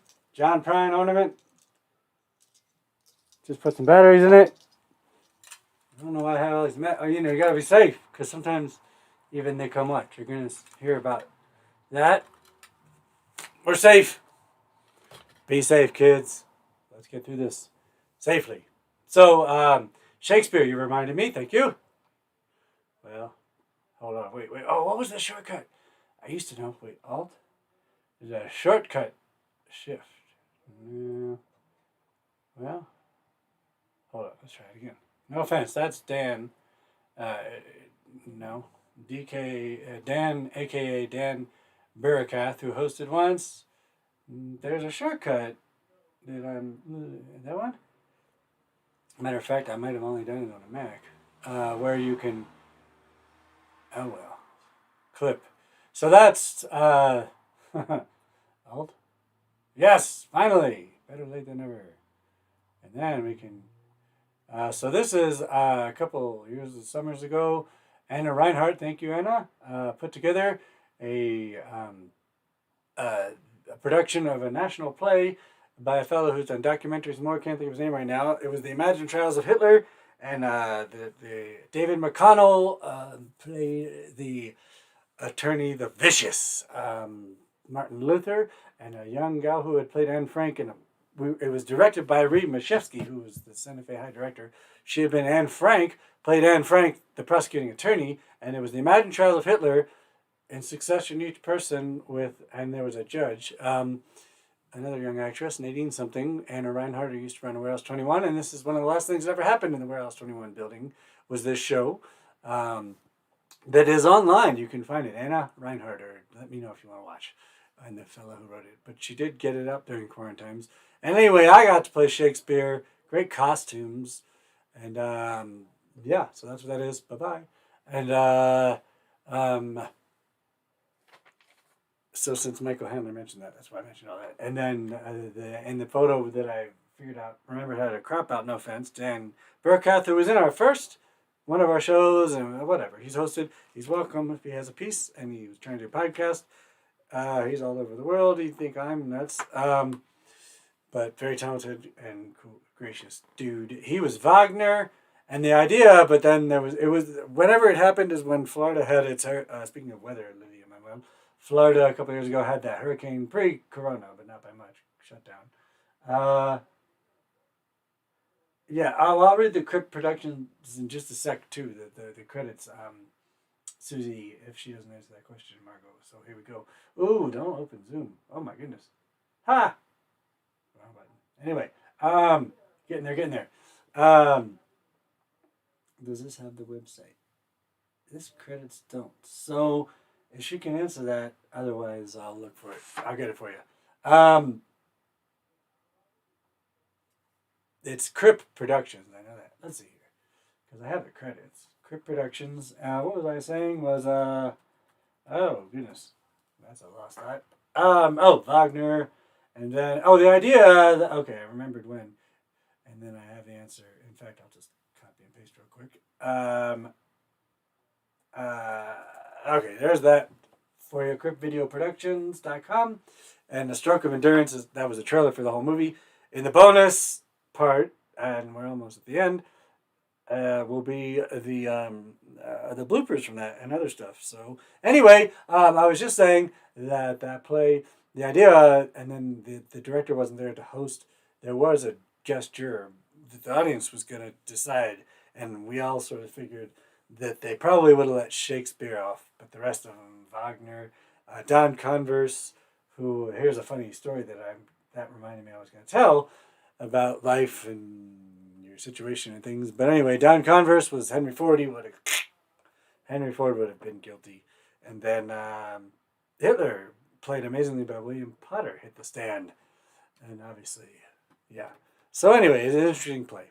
And yes, two actors that I should, since I'm mentioning everyone else. Larry Glaster played FDR, and Stephanie Burrows, who's been an acting coach and a friend to a lot of people for many years in the local scene, got a perfect role as Eleanor Roosevelt for her. So, who has not had a lot of roles? So don't reasons. So anyway, credits.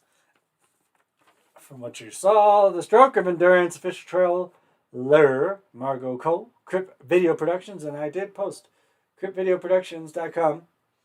And like I said, so Julesworks 64 was done as one show, the Election Relief, both running almost 3 hours. We always, now just like this, we do that where we'll say the main show's over, stick around if you want. Easy on a live stream, but same thing. If you want to stop. You want to leave early, live show, leave early. You know. Anyway, Lydia Manuel has probably heard where Hayes says, you know, the good thing is you can leave during the live stream because he won't be able to heckle you. Although I shamed and heckled poor Michael Handler and he hadn't left. Anyway, you say we like to have a little fun. So before that was the poem I've told you about, Jim Jones, every Wednesday, 7 o'clock on his, as easy as it sounds, Facebook, JIMJONES. And it's a nice hour where he plays music and interacts. I wish I could watch because he takes requests. Stella's excited to watch the rest now. She said bonus. She's seen the rest. She's like, bonus? Wait a minute. And I want to give an apology.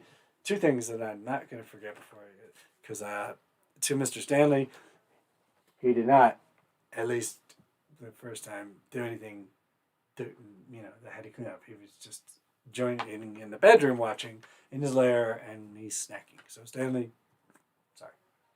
And what did I remember was the thing? Oh, the comment thanks to my lady friend. And get ready, it's almost toast time. This one, speaking of lady friend, she's twice gotten me in QuaranTimes very classy bourbon that are above my pay grade as such ones that I thought about buying twice just without asking me. Angel's Envy at the beginning of QuaranTimes. This was in the fall, a gift wherever it went. Jefferson's. Anyway, we're not there yet. Focus. It's hard to focus. Having fun. Stella, are you going to throw up? Stella A2.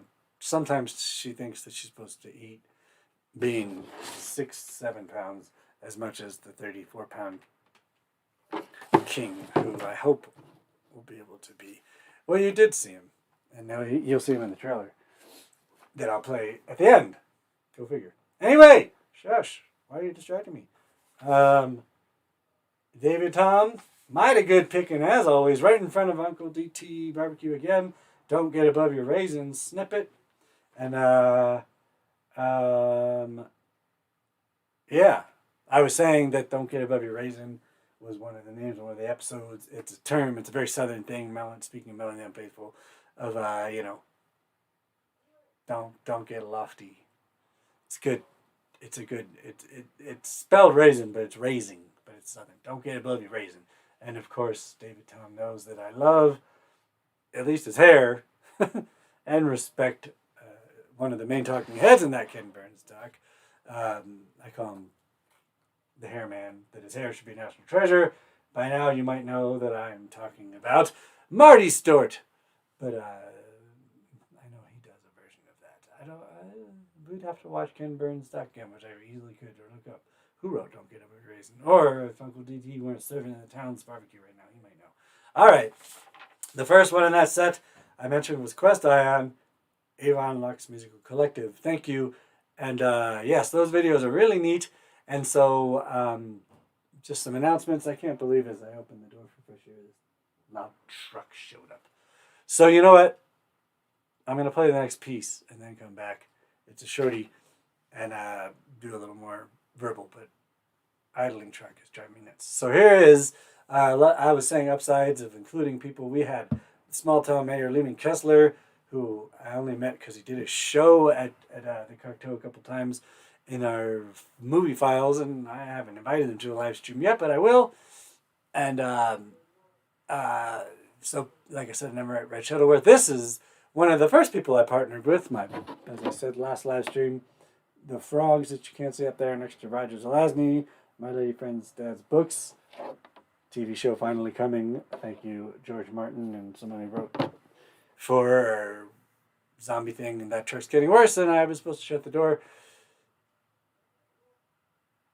So, all I'm trying to say is Brett Berman, PQ River, they used to live here, and here is He's now in Tier C, Truth or Consequences. Lots of initials going around. And this is Caracal Cat by Evelyn.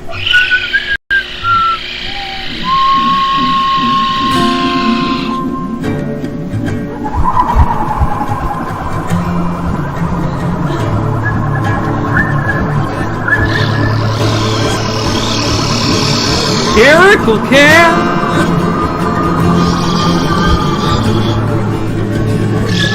Vampire Bat.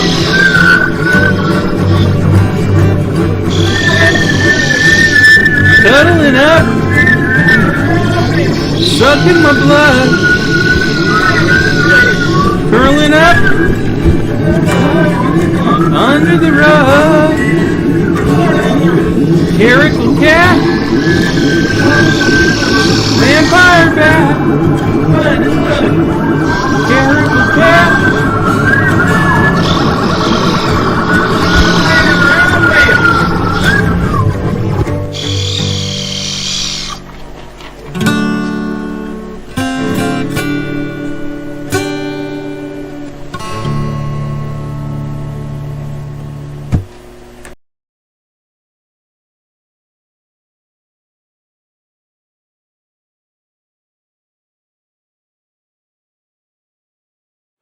All right, there was a moment of silence there.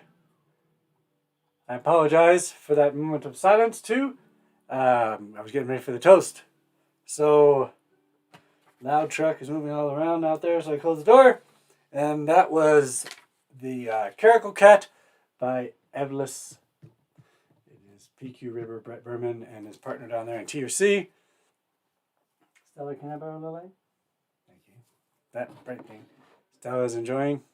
That's my finger, not Stella. That's Stella. Stanley is enjoying from the bedroom. Getting ready for the toast. So after these announcements, and I'm going to read some poems because this is someone else that I met in the old days of the Aztec and did early Julesworks, the first Julesworks play. He's been in Portland since. Guthrie Taylor. But I realized that I should add that because right after Mr. Ribber, who's also now here, the ability upside is what I was saying, to include people that used to live here is kind of cool too, or didn't, or never, all those things. So, as we start to wind down, the last Saturday of every month, meaning March, whatever that will be, let's find out, is the next live stream right here, and that is March 27th. And I think it's funny that the Saturdays work. Saturday, 5 o'clock Mountain Time, 7 East, 6 in the middle, Lydia's World. A lot of the live streamers there. And Hayes fans, and that means 4 over there on the West Coast. Either there, they don't pay attention. They got their own stuff. It's okay. They can do whatever they want. Free! Do what I want any old time. I still haven't had a drink, I swear. Okay. So, but I also, and then the announcements, and the truck was rambling over it, I wanted to say, I mentioned with the birthdays and Hitler and all that, a lot of Hitler today. I'm going to steal Mel Brooks, that he made his career, or a killing of Hitler. And I got to make a joke that the last time that I got offered a part in Santa Fe Playhouse, probably for a while, because I'm not going to audition, I had to turn it down to be in that Shakespeare play. So I joked, thanks to Hitler, after 3 years of not being in it, and then 3 years of being in it, that the Fiesta Melodrama is what I meant. I joked with Andy Prim when he zoomed in before the Melodrama this summer that I wasn't in, that thanks to Hitler, I had turned down the one time after 3 that I was in, 3 not being in, was offered a small part. But that's okay. Can't have it all. That's why you do your own shows. You learn to live stream. Still learning. And but I wanted to say we're going to do probably late April, early May, but I don't know the date yet. Another movie file, so you can see on this channel. The first one, certainly learning curve. We did the double show, Election Relief, one with the Cocteau and Chris Diesler return, lots of stuff, and the Teatro Paraguas people are who, now that the show is winding down, I want to give a big thanks. They cast me a lot. I love them. I was in their holiday show. That is how I connected to Margot and Crypt Video and Teatro Paraguas. The performers, we did a second show for the 64th Julesworks, Election Relief, that is on our YouTube channel, and lots of those folks, Alex Hudson, Juliet Salazar, Argos McCullum, were all kindly had pieces, and they might be in the bonus. We'll see where we go with the bonus. But because of the computer switch, that might not be stuff I have handy. I have some. Anyway, and I'm sure they'll be in future shows. Carry on working with them, but they're very busy. So please support teatroparaguas.org. If somebody wants to type that, or I will after I'm done yapping. There's been a lot. Theater Santa Fe, I will thank them. THEATRE Santa Fe, one word, .org. That's a website for users where you can go check the calendar. You can see about auditions, less relevant these days, but classes. And they have a free email and the calendar and website where they member troops post their events, including us. And they're the ones one thing I'm getting to, besides the reason why I don't exactly know when our annual-ish, anniversary-ish, late April birthday salute thing is because late April is also when they're doing the virtual theater walk. Stella, it's not time. Look, does that look like an expensive, stable tripod, Stella? No, it doesn't. Oh, look what my niece did. She made that for me. It's Star Wars coffee. Anyway, Stella, you need to sit. Stella, peekaboo. Peekaboo! Stella, that's not your tripod. Cats. Ah, she wants to rub on you. I'm not. Hey, I had nothing to do with this, man. Just going with the flow. All right, Stella, cat butt. Stella, why are you stealing the show? Oh, it's a good place to watch the show. Okay. Well, in that case, Stella. My tripod has been adopted by my cat.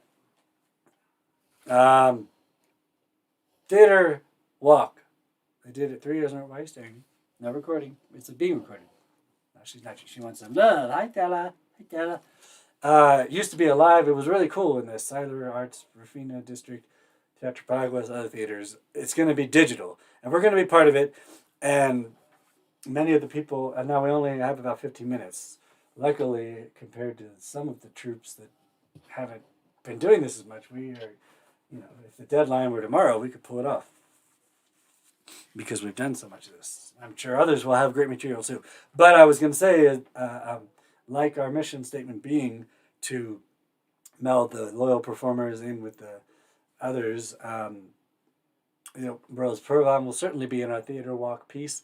Danette Sills, who couldn't make this live stream, but has been a man, will have a short piece. Those will probably be the sort of play pieces. There'll be music, including, I feel like, the newest member should be that Quest Ion. Certainly David Tom, Jim Jones, but 15 minutes is short, so we'll have to figure that out. But that'll be around the same time as our big movie file. And it's also picking the date since the last Saturday of April. It's going to be a little tricky, but we'll let you know. But we're definitely on for that March date. And we're not done the show. Almost are. So this is the notes, the thanks. Did I get all of the credits? Yes, I did. So, real quick, Stella. She's now in front of everything. That's okay. She's a good girl. Ready? Guthrie Taylor. Props to Guthrie for putting this book out. He doesn't know I'm doing this. Here's one. Yeah, you are light in the dim sludge of my life. What is it that attracts me to you? The feeling is strong, sincere. I will not repress it. You are accepting, creating a space for me, more care and concern than I ever thought I deserved. Guthrie Taylor, number 1. Guthrie Taylor, number 2. Outcasts. No, that's your glance evades me. Subtleties I take seriously. I am torturing myself because of you. I tell you about the dreams I have, leaving out the embarrassing parts. Tonight I was torn between hiding from the world and sitting down next to you and talking for a while. What do you think I did? Occasionally I paced back and forth. I cleared tables in front of you, pointedly doubt you noticed. If I wasn't so afraid of rejection, I'd come out of the shell tomorrow and be honest about my adoration. I think that's a very relatable poem. And the third and final, Guthrie. I'm glad you guys are chatting. I see there's a chat going on. Thank you. That makes me very happy. And I'm serious, totally serious. The other live stream besides Hayes Carol Alone Together Tuesdays that I watched religiously, except for he took off everywhere, Todd Snider's Sunday from the Purple Building. One of my life's goals is to sneak in, probably, hopefully not sneak in, someday do some of my Julesy offbeat spoken word poetry. Maybe in the bonus there'll be some of that to Todd Snider music, or at least someone in his Purple Building. Guthrie Taylor's third and final. Crunching like a crocodile, spotting my prey, eyes ever roaming, covered in clay.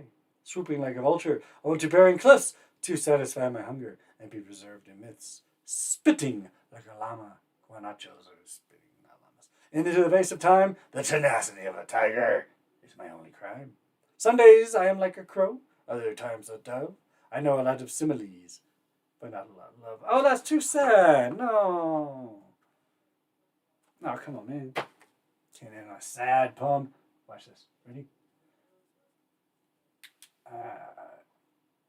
So there's a Facebook page called Jules, 1 a day. And I gotta read. This is going to be Jules' Literary Outburst, very short and quick. Lost Thoughts and Forgotten Ideas, a title only, is this poem.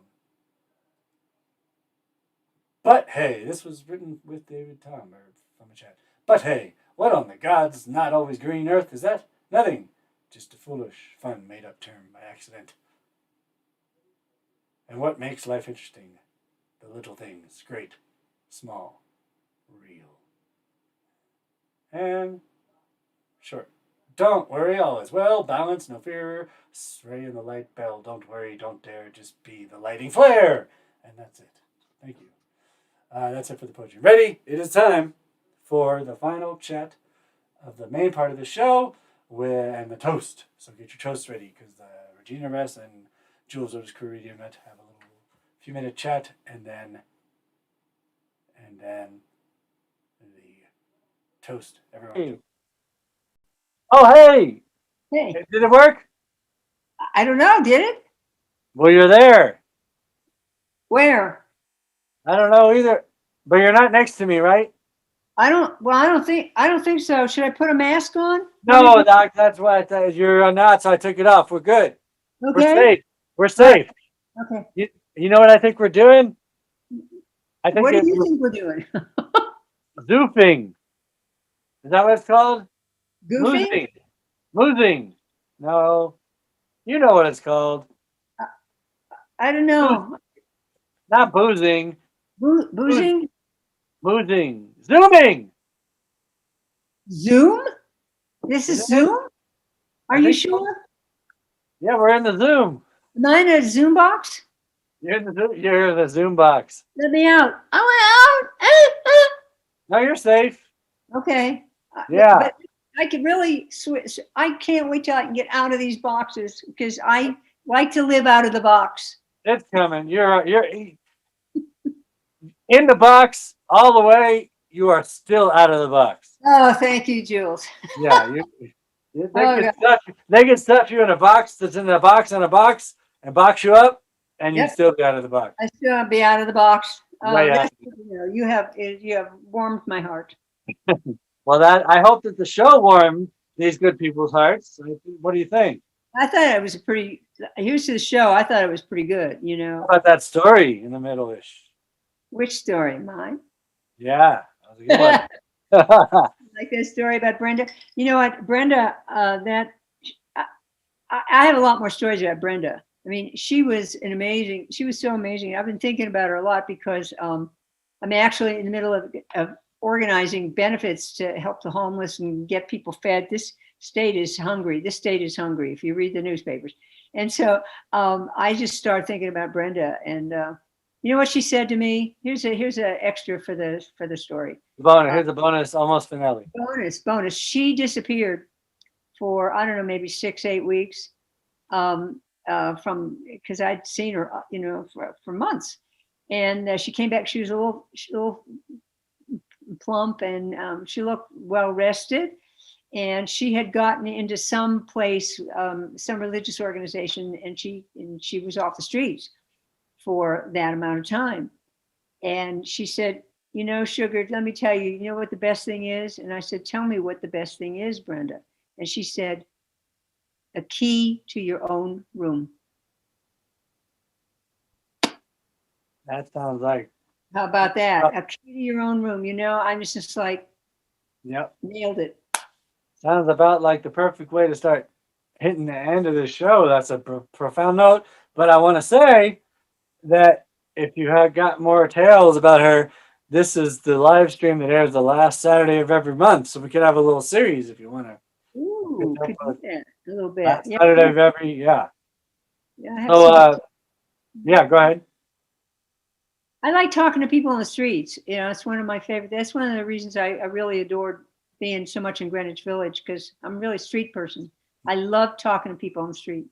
Yeah, that's a little hard these days. It sure is. Yeah.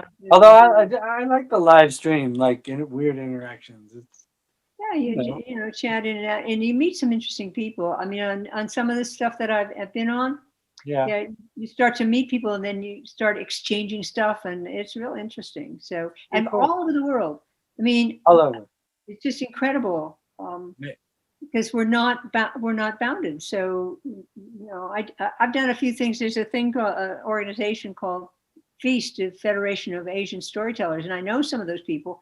And so I've done some stuff with them. I get up at 3 a.m, you know, and wake myself up. And I did a show. There were 3 of us in the U.S., all across the U.S., and 3 people. One woman. These were performers. One woman was in London.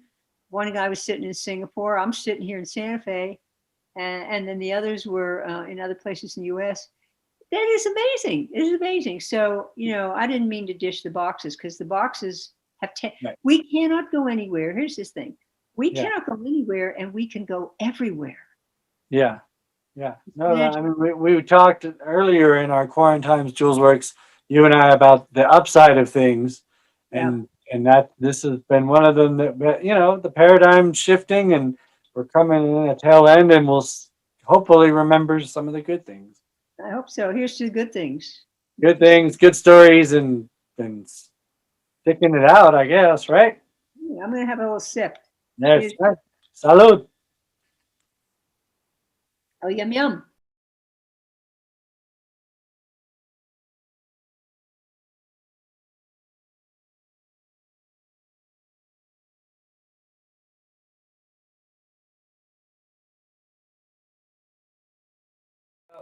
I didn't have that ready. It's ready now.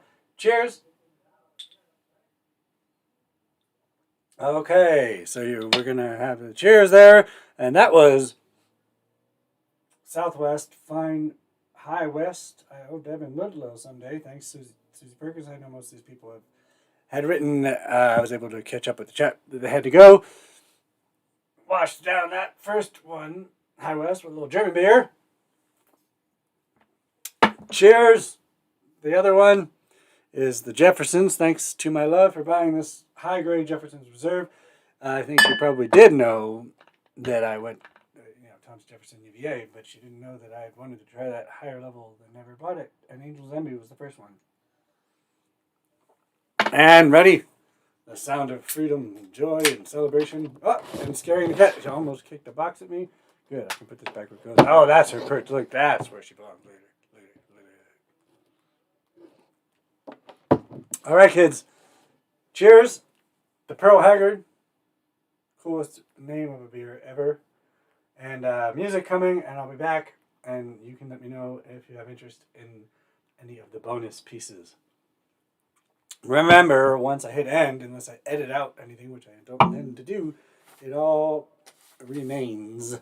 So for people to watch at their leisure. But first, this is the Greg Turner group. And a little other thing you're going to see. Greg Turner, you're going to see the book cover that I made as a triplicate in the visual. Greg Turner used to open the show, as I said. He's been a little absent from these digital shows because he's been very busy.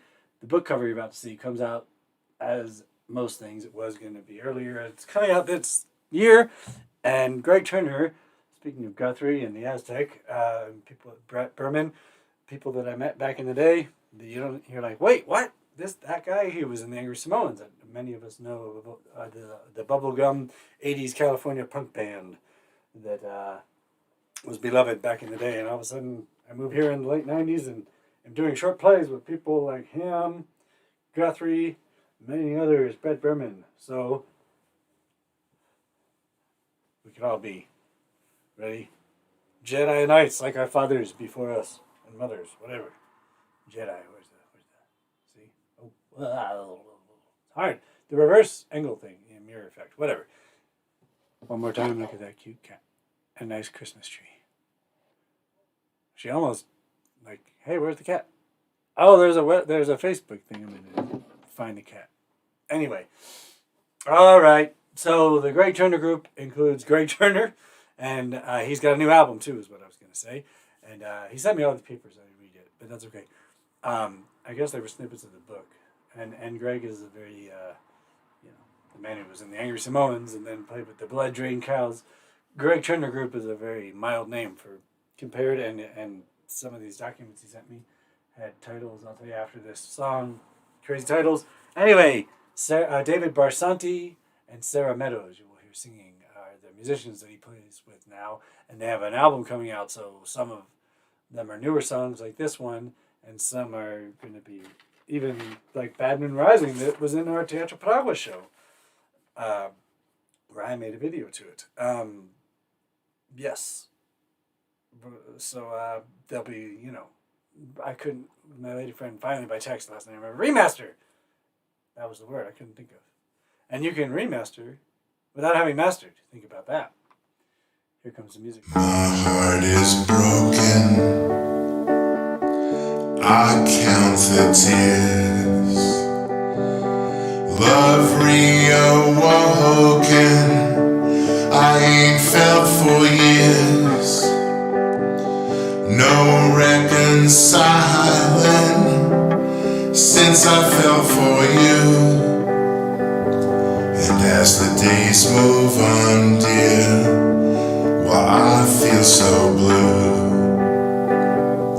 I chase the moments of the times we spent. We laughed together, well, it was heaven sent. But so far apart now, and when it's said and done, if I can't have you, dear, well, I don't want no one. All the times we held each other close, and the feelings that we felt that mattered most, still I guess that we're just like the setting sun. Cause if I can't have you, dear, well, I don't want no one.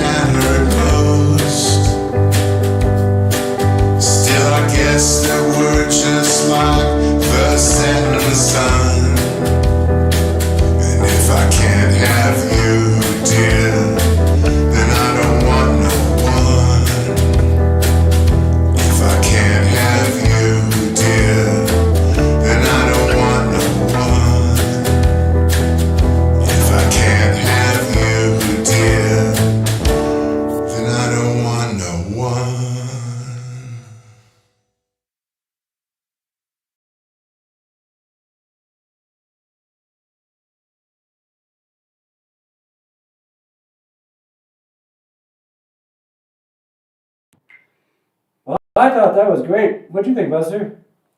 Well, isn't it time for you to go home and put your mask back on? Oh, right. Sorry. It's still Corona times.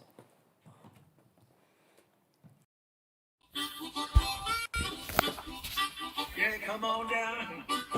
We're gonna have I'm fun. gonna be on the Julesworks fine I'm doing a farewell. for everyone. So come on down. We're gonna make it right. That Julesworks No, fine not yet. Right, this with is you long. tonight. Stella, who's that? Oh.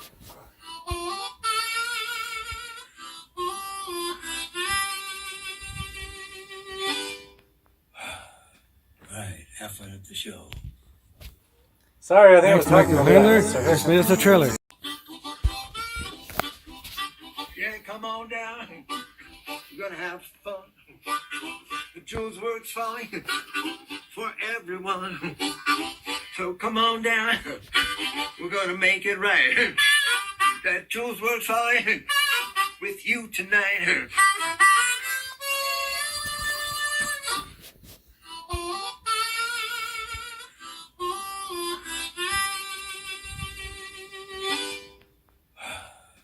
Right, have fun at the show. Thanks, Michael Handler. Just made us a trailer. Well, I thought that was great. What'd you think, Buster?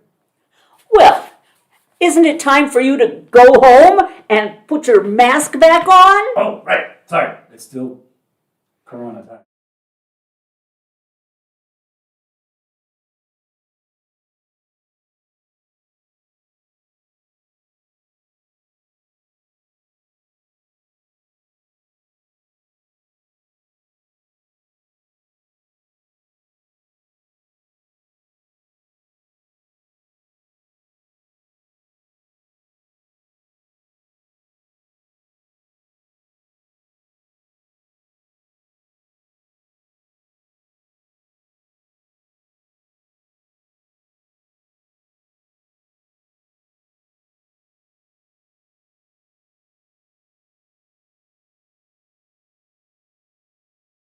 All right, well, you can't have a live stream without a big screw up. So the mic wasn't on. I don't know if you heard any of that. So I was saying thank you. I was saying yes, these things are harder than they seem, and sometimes dropouts happen. In particular, as I was typing and got into a dropout, that going from scene to scene, see, sort of, isn't easy. But anyway, I was saying thanks to everybody. I was saying ukulele whaley. I was saying thanks to my lady friend for their harmonica.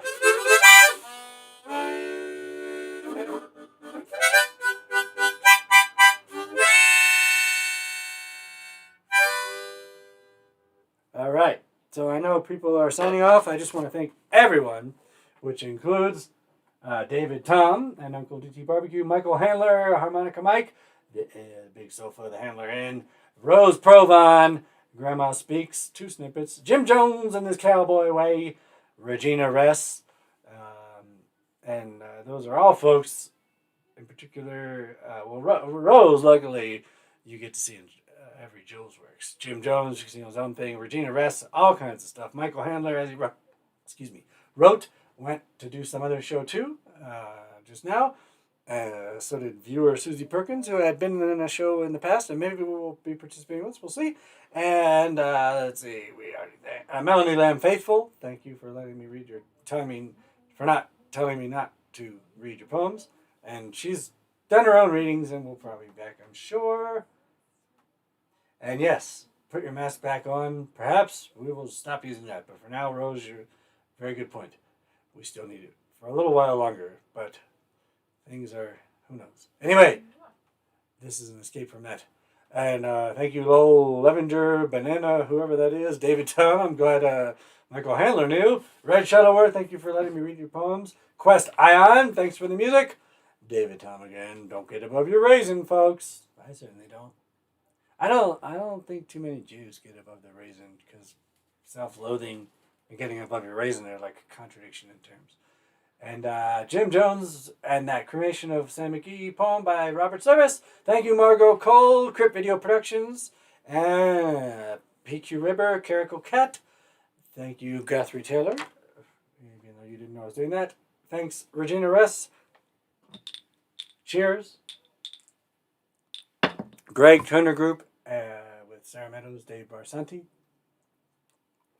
So that's it of the regular show. There's a scene coming that's going to have a little bit of first of all, here's a slideshow for you. Speaking of cats, that's going to have some music. Stick around if you want. But I'm signing off of the main part of the show. Thank you so much. Thanks everyone. And the last Saturday of every month, final announcements coming, meaning Saturday the 27th, 5 p.m. Mountain Time. April, as I've said, is a bit complicated. My birthday will be the last Saturday. We'll see what happens. Because there's also somewhere around there the next Julesworks 65 video file and Theater Walk Santa Fe. So March the 27th seems definite. April seems like we have some info to tell you when we get it. But for now, one more time. Cheers. Susie, I thought you left like an hour ago. Thanks for sticking around. Thanks, everybody. And really appreciate it. I don't say it's not easy just to toot my own horn. There's me. Look. Hold on. Stella, can I have a little room? Look at her beautiful face. I want to cheers everybody one more time. That didn't work.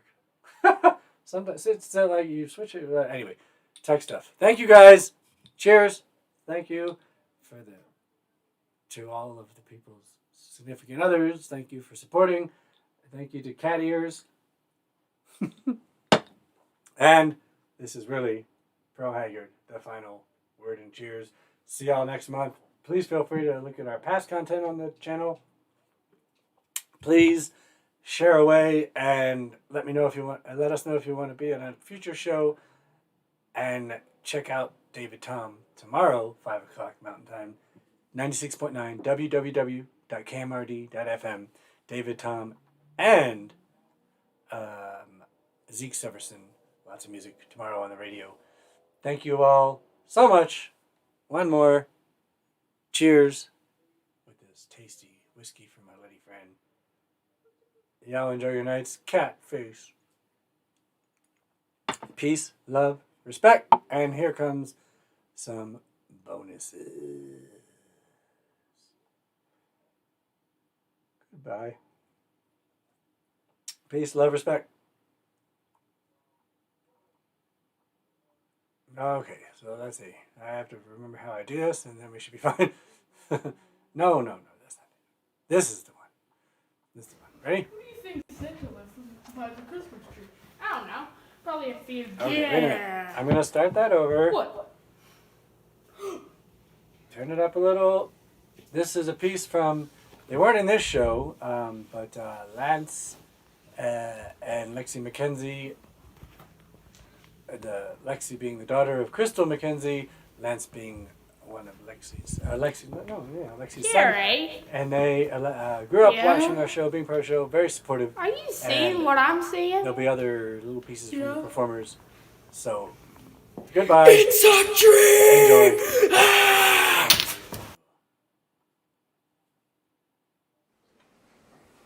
Little tree. No, start over. Little silent Christmas tree. Nice. You are so Argos McCollum and others. Here we go. Goodbye. Thank you. Probably a few. Yeah. What? Okay. Wait a minute. You know what? The final word is this bonus stuff will include material from the Mackenzies, like I said, Argos McCollum doing at Teatro Paraguas, a poem by E. Cummings, more from David Tom, Quest Ion, Jim Jones, Eric Chappell, and Zach Gentry. And we'll see how far we get. Maybe Terry Deers, maybe Nico Solis. Thank you, and now By the Christmas tree. I don't know. start that over. Probably a few. Yeah.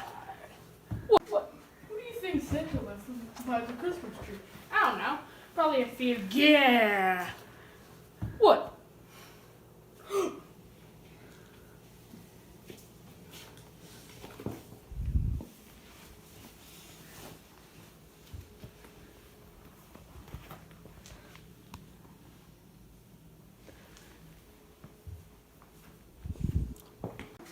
do you think Santa ridiculous by the Christmas tree.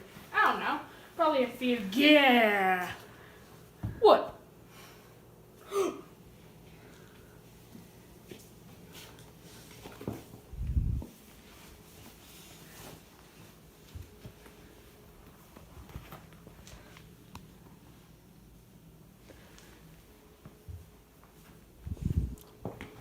Carrie? Yeah? Are you seeing what I'm seeing? Yeah. It's a dream! Ah!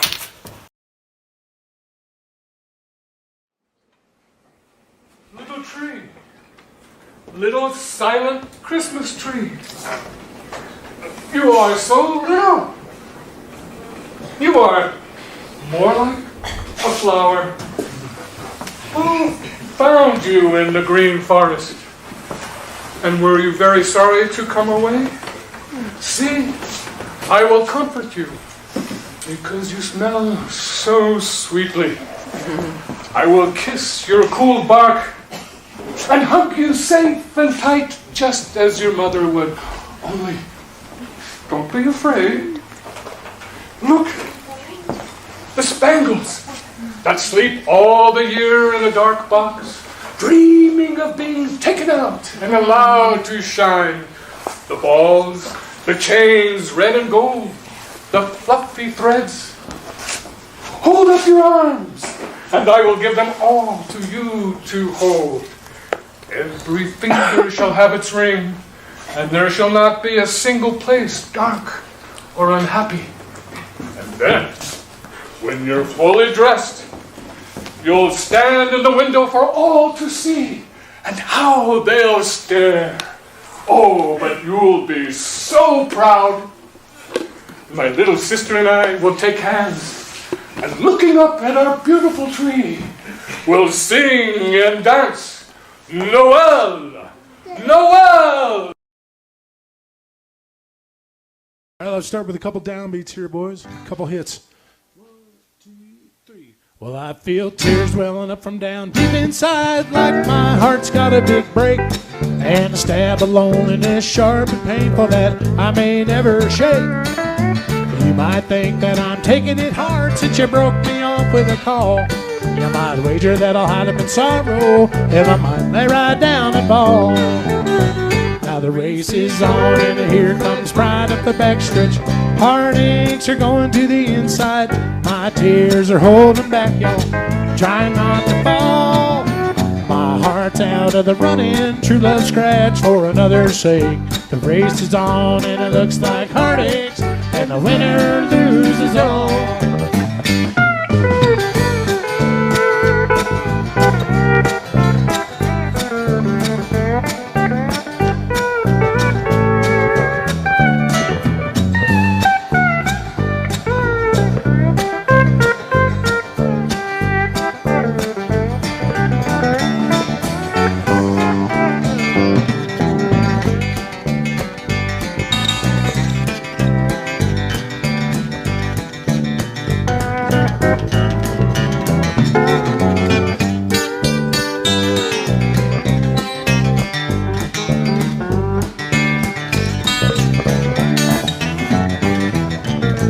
One day I ventured in love, never once suspecting what the final results would be.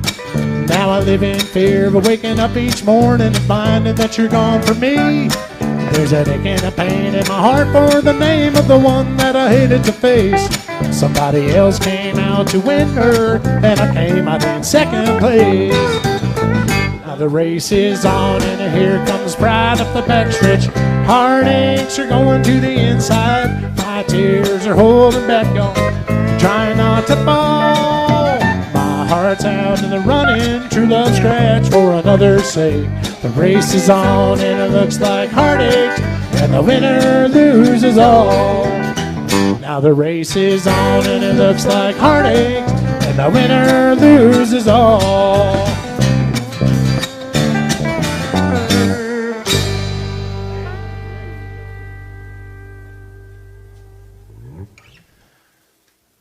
That's a metaphorical song.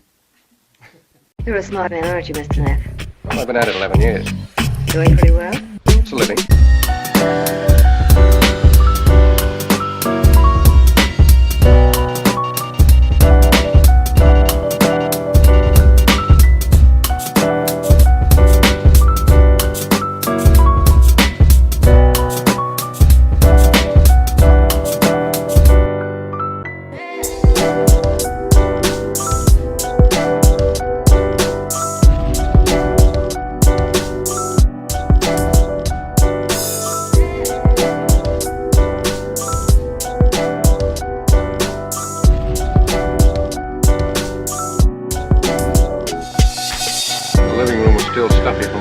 Cigars.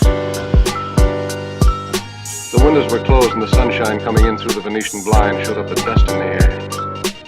On the piano in a couple of fancy frames were Mr. Dietrichson and Lola, his daughter by his first wife. They had a bowl of those little red goldfish on the table behind the big Davenport. But to tell you the truth, Keys, I wasn't a whole lot interested in goldfish right then. I was thinking about that dame upstairs and the way she had looked at me.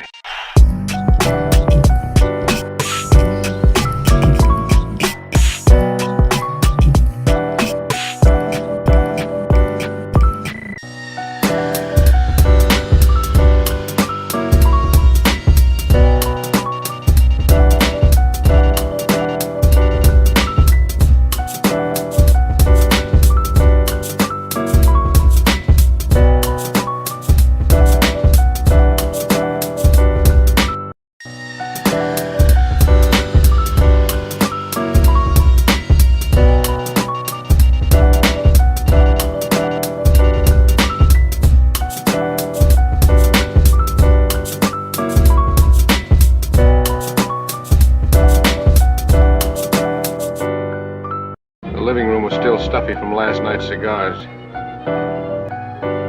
The windows were closed and the sunshine coming in through the Venetian blind showed up the dust in the air. On the piano in a couple of fancy frames were Mr. Dietrichson and Lola, his daughter by his first wife. They had a bowl of those little red goldfish on the table behind the big Davenport. But to tell you the truth, Keys, I wasn't a whole lot interested in goldfish right then. I was thinking about that dame upstairs and the way she had looked at me. I wasn't a whole lot interested in goldfish right then. I was thinking about that dame upstairs and the way she had looked at me.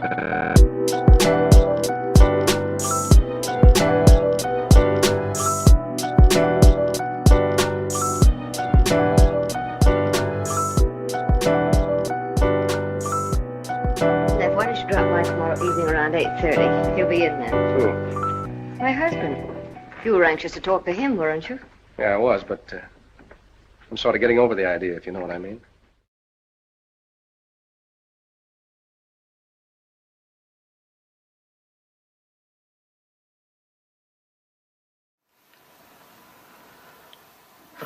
Good evening. My name is August McCallum. I'm reading a poem called The Ballad of the Harp Weaver by Edna St. Vincent Millay, one of our greatest poets here in America. She won the Pulitzer Prize. She was the first woman to win it for her book called The Harp Weaver and Other Poems. The Ballad of the Harp Weaver. "Son," said my mother when I was knee-high, "you've need of clothes to cover you, and not a rag have I. There is nothing in the house to make a boy breeches, nor shears to cut a cloth with, nor thread to take stitches. There's nothing in the house but a loaf end of rye, and a harp with a woman's head no one will buy." And she began to cry. That was in the early fall. When came the late fall, "Son," she said, "the sight of you makes your mother's blood crawl. Little skinny shoulder blades sticking through your clothes, and where you get a jacket from, God above knows. It's lucky for me, lad, your daddy's in the ground, and can't see the way I let his son go around." And she made a queer sound. That was in the late fall. When the winter came, I'd not a pair of breeches nor a shirt to my name. I couldn't go to school or out of doors to play, and all the other little boys passed our way. "Son," said my mother, "come, climb into my lap, and I'll chafe your little bones while you take a nap. And oh, but we were silly for a half an hour or more, with me with my long legs dragging on the floor, a rocking into a Mother Goose rhyme. Oh, but we were happy for half an hour's time. But there was I, a great boy, and what would folks say to hear my mother singing me to sleep all day, and in such a daft way? Men say the winter was bad that year. Fuel was scarce and food was dear. A wind with a wolf's head howled about our door, and we burned up the chairs and sat upon the floor. All that was left us was a chair we couldn't break, and a harp with a woman's head nobody would take, for pity or pity's sake. The night before Christmas, I cried with the cold. I cried myself to sleep like a 2-year-old. And in the deep night, I felt my mother rise and stare down upon me with love in her eyes. I saw my mother sitting on the one good chair, a light falling on her from I couldn't tell where, looking 19 and not a day older, with a harp with a woman's head leaned against her shoulder. Her thin fingers, moving in the thin, tall strings, were weaving wonderful things. Many bright threads, from where I couldn't see, were running through the harp strings rapidly. And gold threads whistling through my mother's hand. I saw the web grow and the pattern expand. She wove a child's jacket, and when it was done, she laid it on the floor and wove another one. She wove a red cloak, so regal to see. She's made it for a king's son, I said, and not for me. But I knew it was for me. She wove a pair of breeches, quicker than that. She wove a pair of boots and a little cocked hat. She wove a pair of mittens, she wove a little blouse. She wove all night in the still cold house. She sang as she worked, and the harp strings spoke. Her voice never faltered, and the thread never broke. And when I awoke, there sat my mother, with the harp against her shoulder, looking 19 and not a day older, a smile about her lips and a light about her head, and her hands in the harp strings, frozen, dead.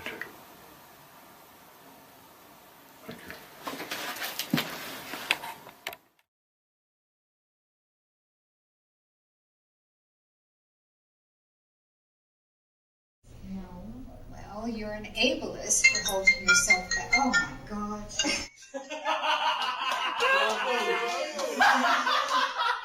That's a blooper.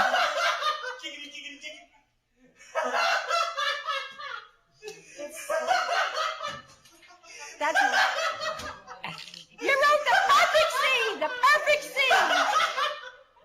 No Academy Award for you. No Academy Award. I know, that's the funny part. Exactly. Oh my god. Oh my god. Rerun. Okay, so let's see. You're making everyone dizzy. You gotta make it.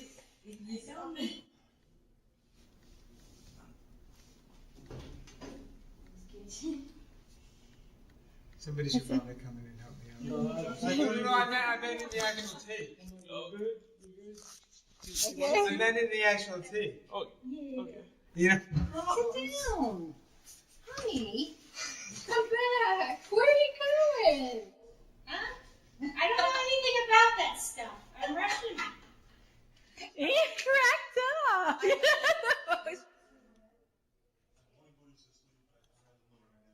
From there. Just walk in and, oh, Professor here. Assume he doesn't. Okay. Sorry, I messed up. Sorry.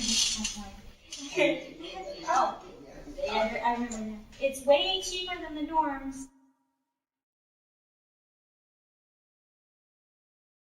The last high tide panic sucked from the beach, ready to sail out to the unknown.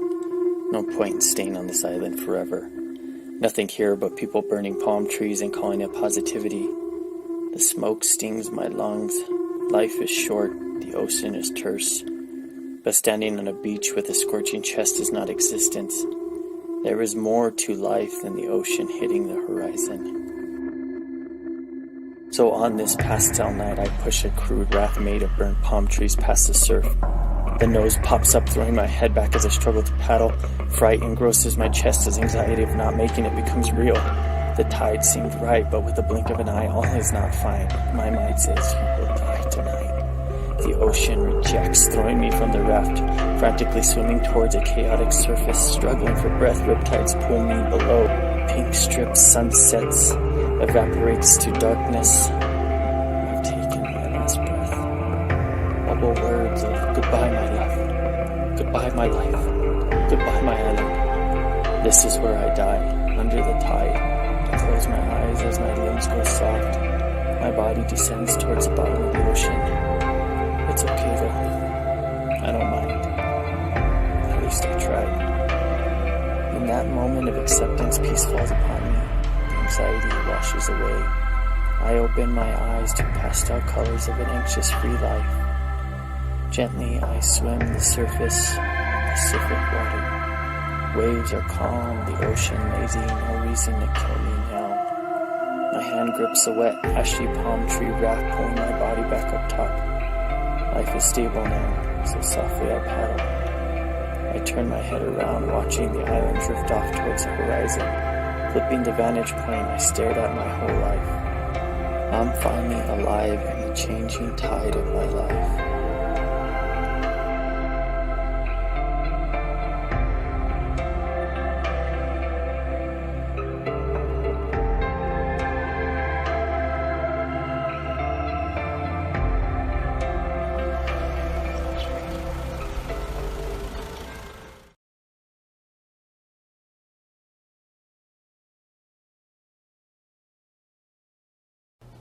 This is a song that I wrote with my buddy Alan Chapman. It's called Smoke with a Brandon Fire. It's a cowboy love song, which means it turns out badly.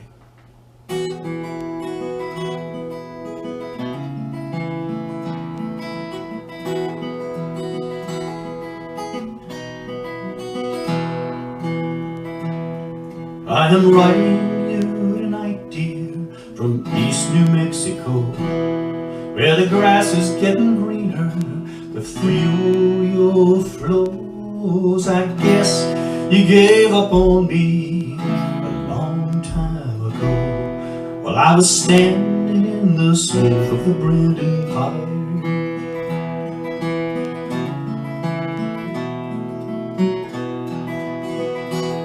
I know this cowboy life I lead never much appealed to you, so if something's needing doing, I might as well get to it. I heard you're getting married, guess this letter's overdue, but I've been standing in the smoke of the Brandon fire. I've been standing in the smoke of the Brandon fire. I've been keeping my pony fed by stretching wire. Well, I wish I could tell you something different, but I'm not that good a liar. That's all I know is punching cows in these angled Brandon fires.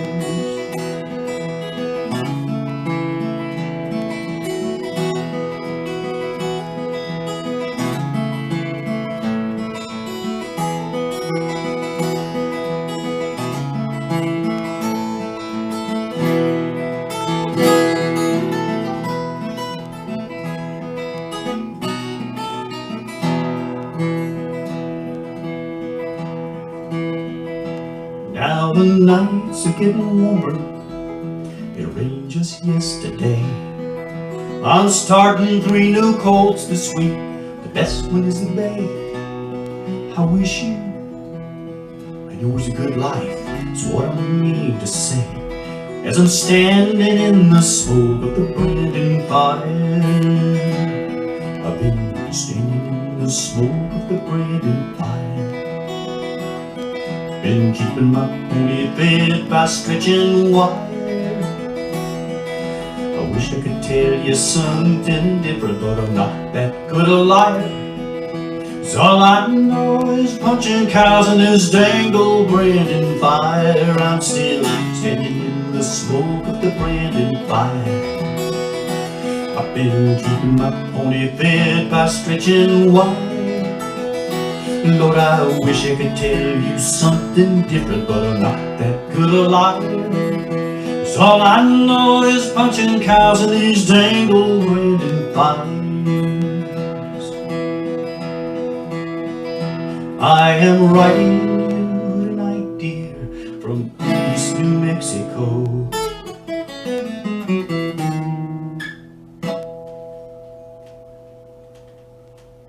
Sad.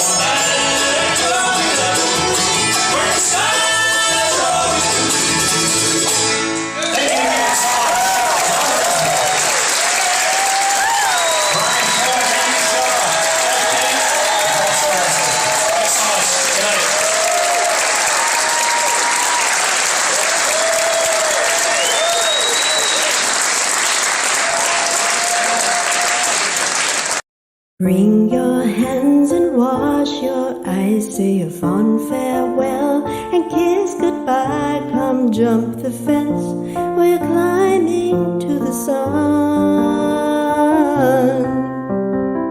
We speak our words, but I for one have had enough of words undone. So down the drawbridge for the truth we ride.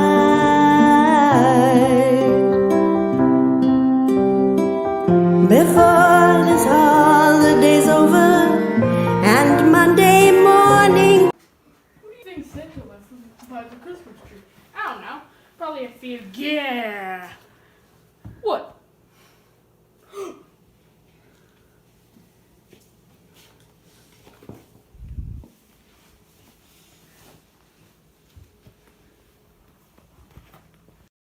Wring your hands and wash your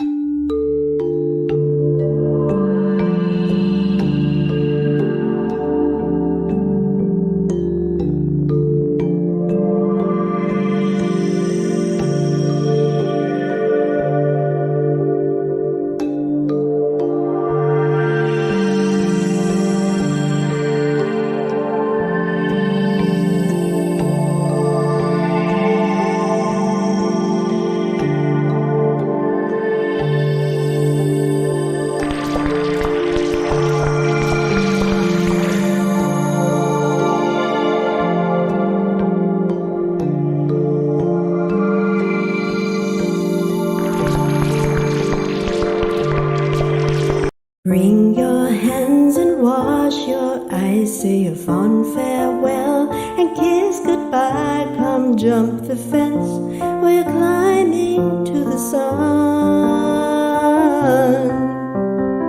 We speak our words, but I for one have had enough of words undone. So down the drawbridge for the truth we ride.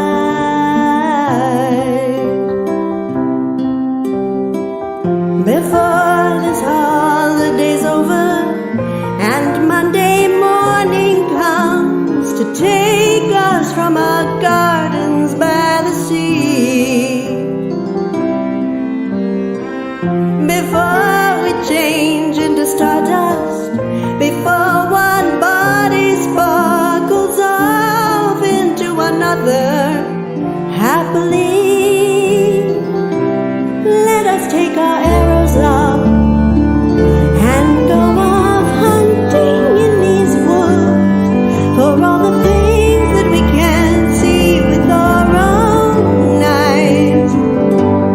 Let us take our flowers up and carry on for love and good, reflecting light just like the moon into the skies, into the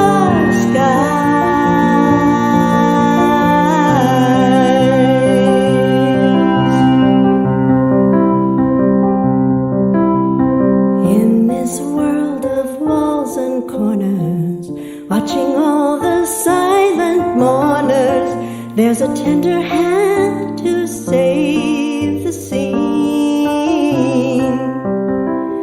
Just a touch, a hopeful shiver, mercy please reveal, deliver, pour down from the sky and make us clean.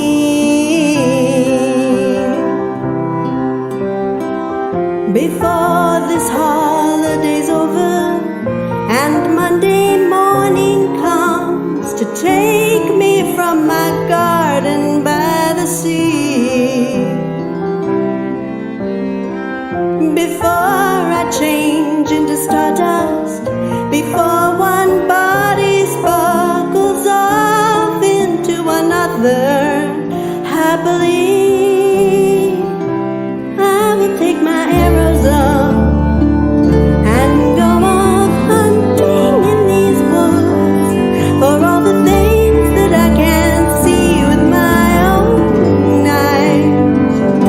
I will take my flowers up and carry on for love and good, reflecting light just like the moon into the skies, into the skies.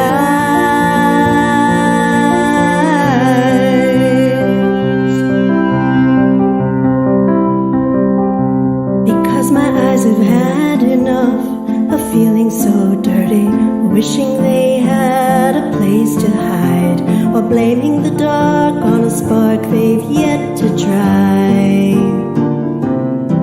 A blessed spark inside a perfect eye, a graceful breed that will not die, buried in the soot of 100 million lies. So let us take our arrows up and go off hunting in these woods for all the things that we can't see with our own eyes. Let us take our flowers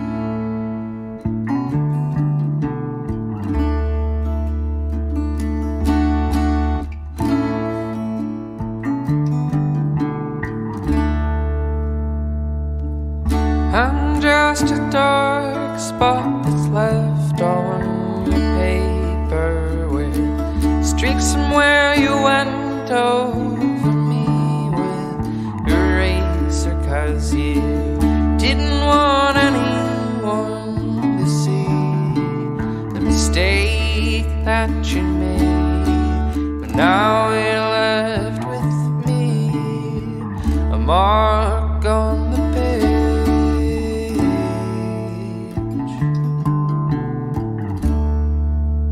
And I'm haunting your picture of how the world should be. Now you're left with a mixture of colors you can't see between. The reds and the greens are all fading into a gray.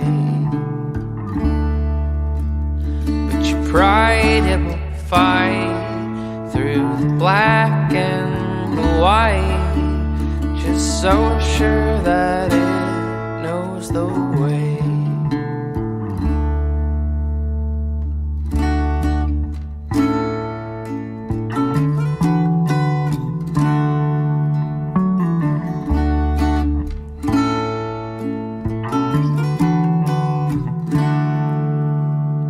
The shadow is cast like a spell onto the floor, down to that place where there's no depth anymore.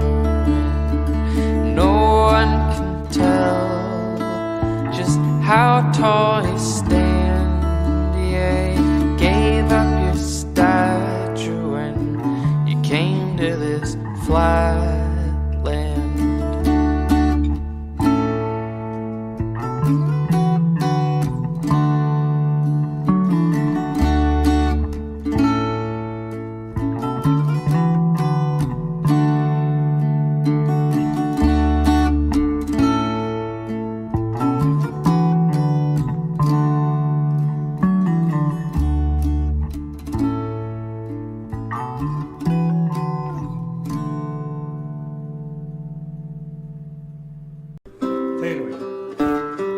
Pulled in as I was feeling about half past dead.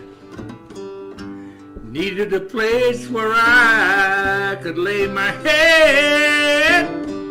Hey, mister, can you tell me where a man might find a bed?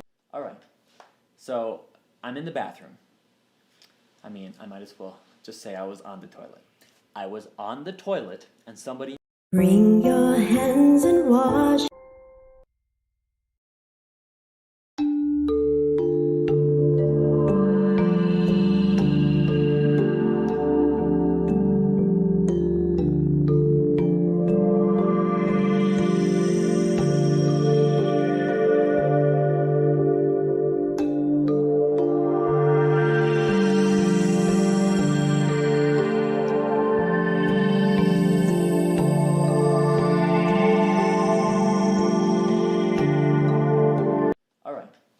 So I'm in the bathroom. I mean, I might as well just say I was on the toilet. I was on the toilet and somebody knocks on the door. Well, I thought that was great. What'd you think, Buster? Well, isn't it time for you to go home and put your mask back on? Oh, right. All right. So I'm in the bathroom. I mean, I might as well just say I was on the toilet. I was on the toilet and somebody knocks on the door. And this is like 2 p.m., so you were already gone. And I'm just like, how do I go check who's at the door? You know, I'm right in the middle. All right. So I'm in the bathroom. I mean, I might as well just say I was on the toilet. I was on the toilet and somebody knocks on the door. And this is like 2 p.m., so you were already gone. And I'm just like, how do I go check who's at the door? You know, I'm right in the middle. I am mid-poop. And so first thing I do is call out. I'm just like, who is it? And nobody answers. And so I'm just like thinking.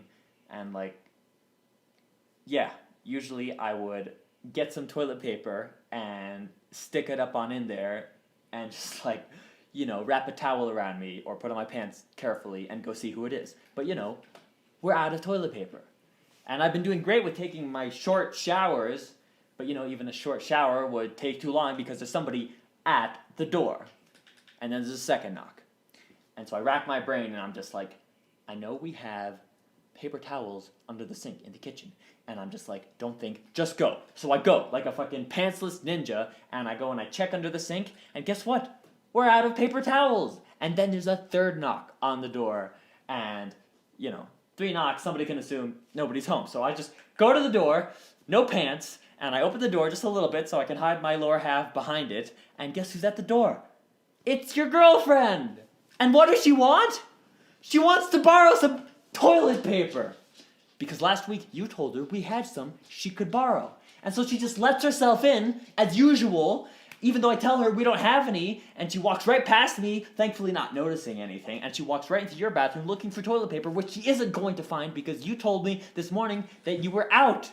And so I'm just standing there in the doorway, like wide open, so I can just like hide my body behind it, waiting for her to get back. And then she finally comes back, and guess what she has? She has our roll of paper towels, which I hope to God doesn't mean that you were using them as a substitute for toilet paper because you can't flush paper towels. And anyway, she like gives me, a weird look for the weird position I'm in, standing behind the door awkwardly, and she leaves. So when you come home and you ask me why I was rude to your girlfriend when she came over, all I can tell you is you need to not use paper towels, or find your own toilet paper from somewhere, or use less toilet paper, or take short showers, or I'm gonna lose my shit! Literally.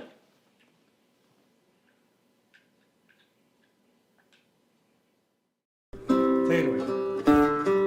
Pulled in as I was feeling about half past dead. Needed a place where I could lay my head.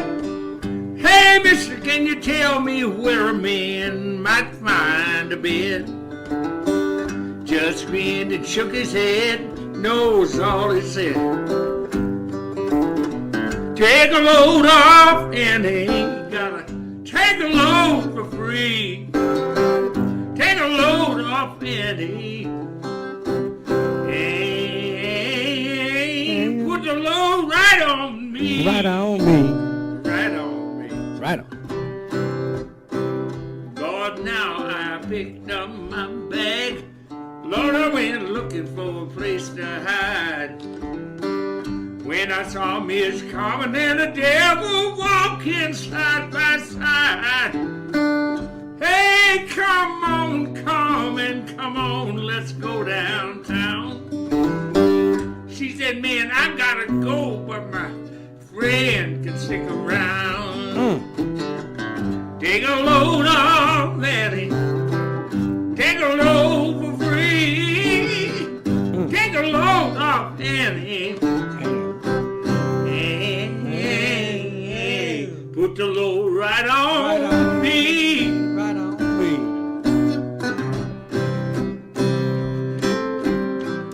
Crazy Chester followed me and he caught me out in the bog.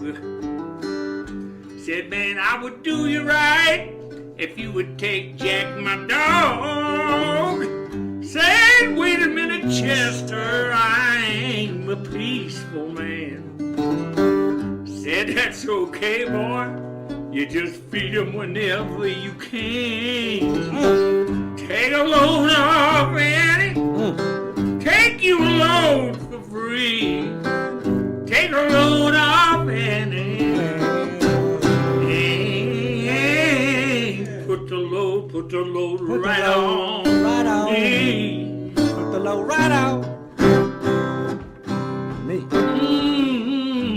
Go down, Miss Moses. There ain't nothing that you can say. Just old Luke, and Luke is waiting on the judgment day. Luke, my friend, what about young Anna Lee? Said, do me a favor, boy, won't you stay keeping Anna Lee company? Take a load off, Annie. Take a load for free. Take a load off. plenty. Hey, put the load right on me. Right on me. Now go and catch you a cannonball and let it take you on down the line. My bag is sinking low and I do believe it's about time to get back to Fanny.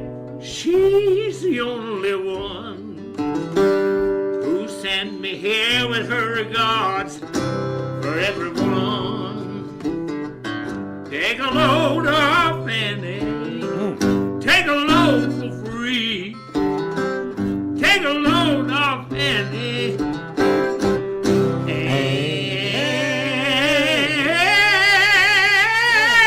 Hey, you put the load right on me.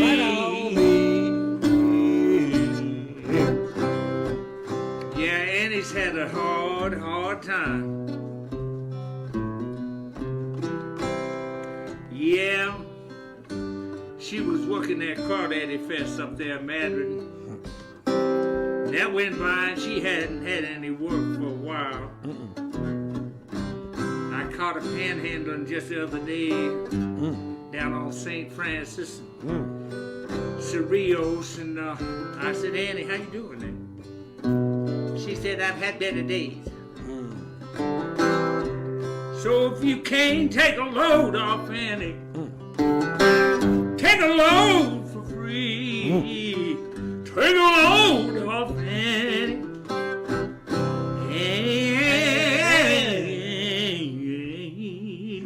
You put the load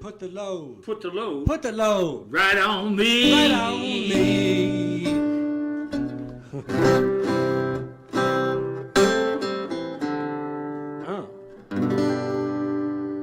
Put it right on us. We'll take it, Terry. We got it. We will help you out. Right, it's here. We'll take it on. We'll take it on. Well, I thought that was great. What'd you think, Buster? Well, isn't it time for you to go home and put your mask back on? Oh, right. Sorry. It's still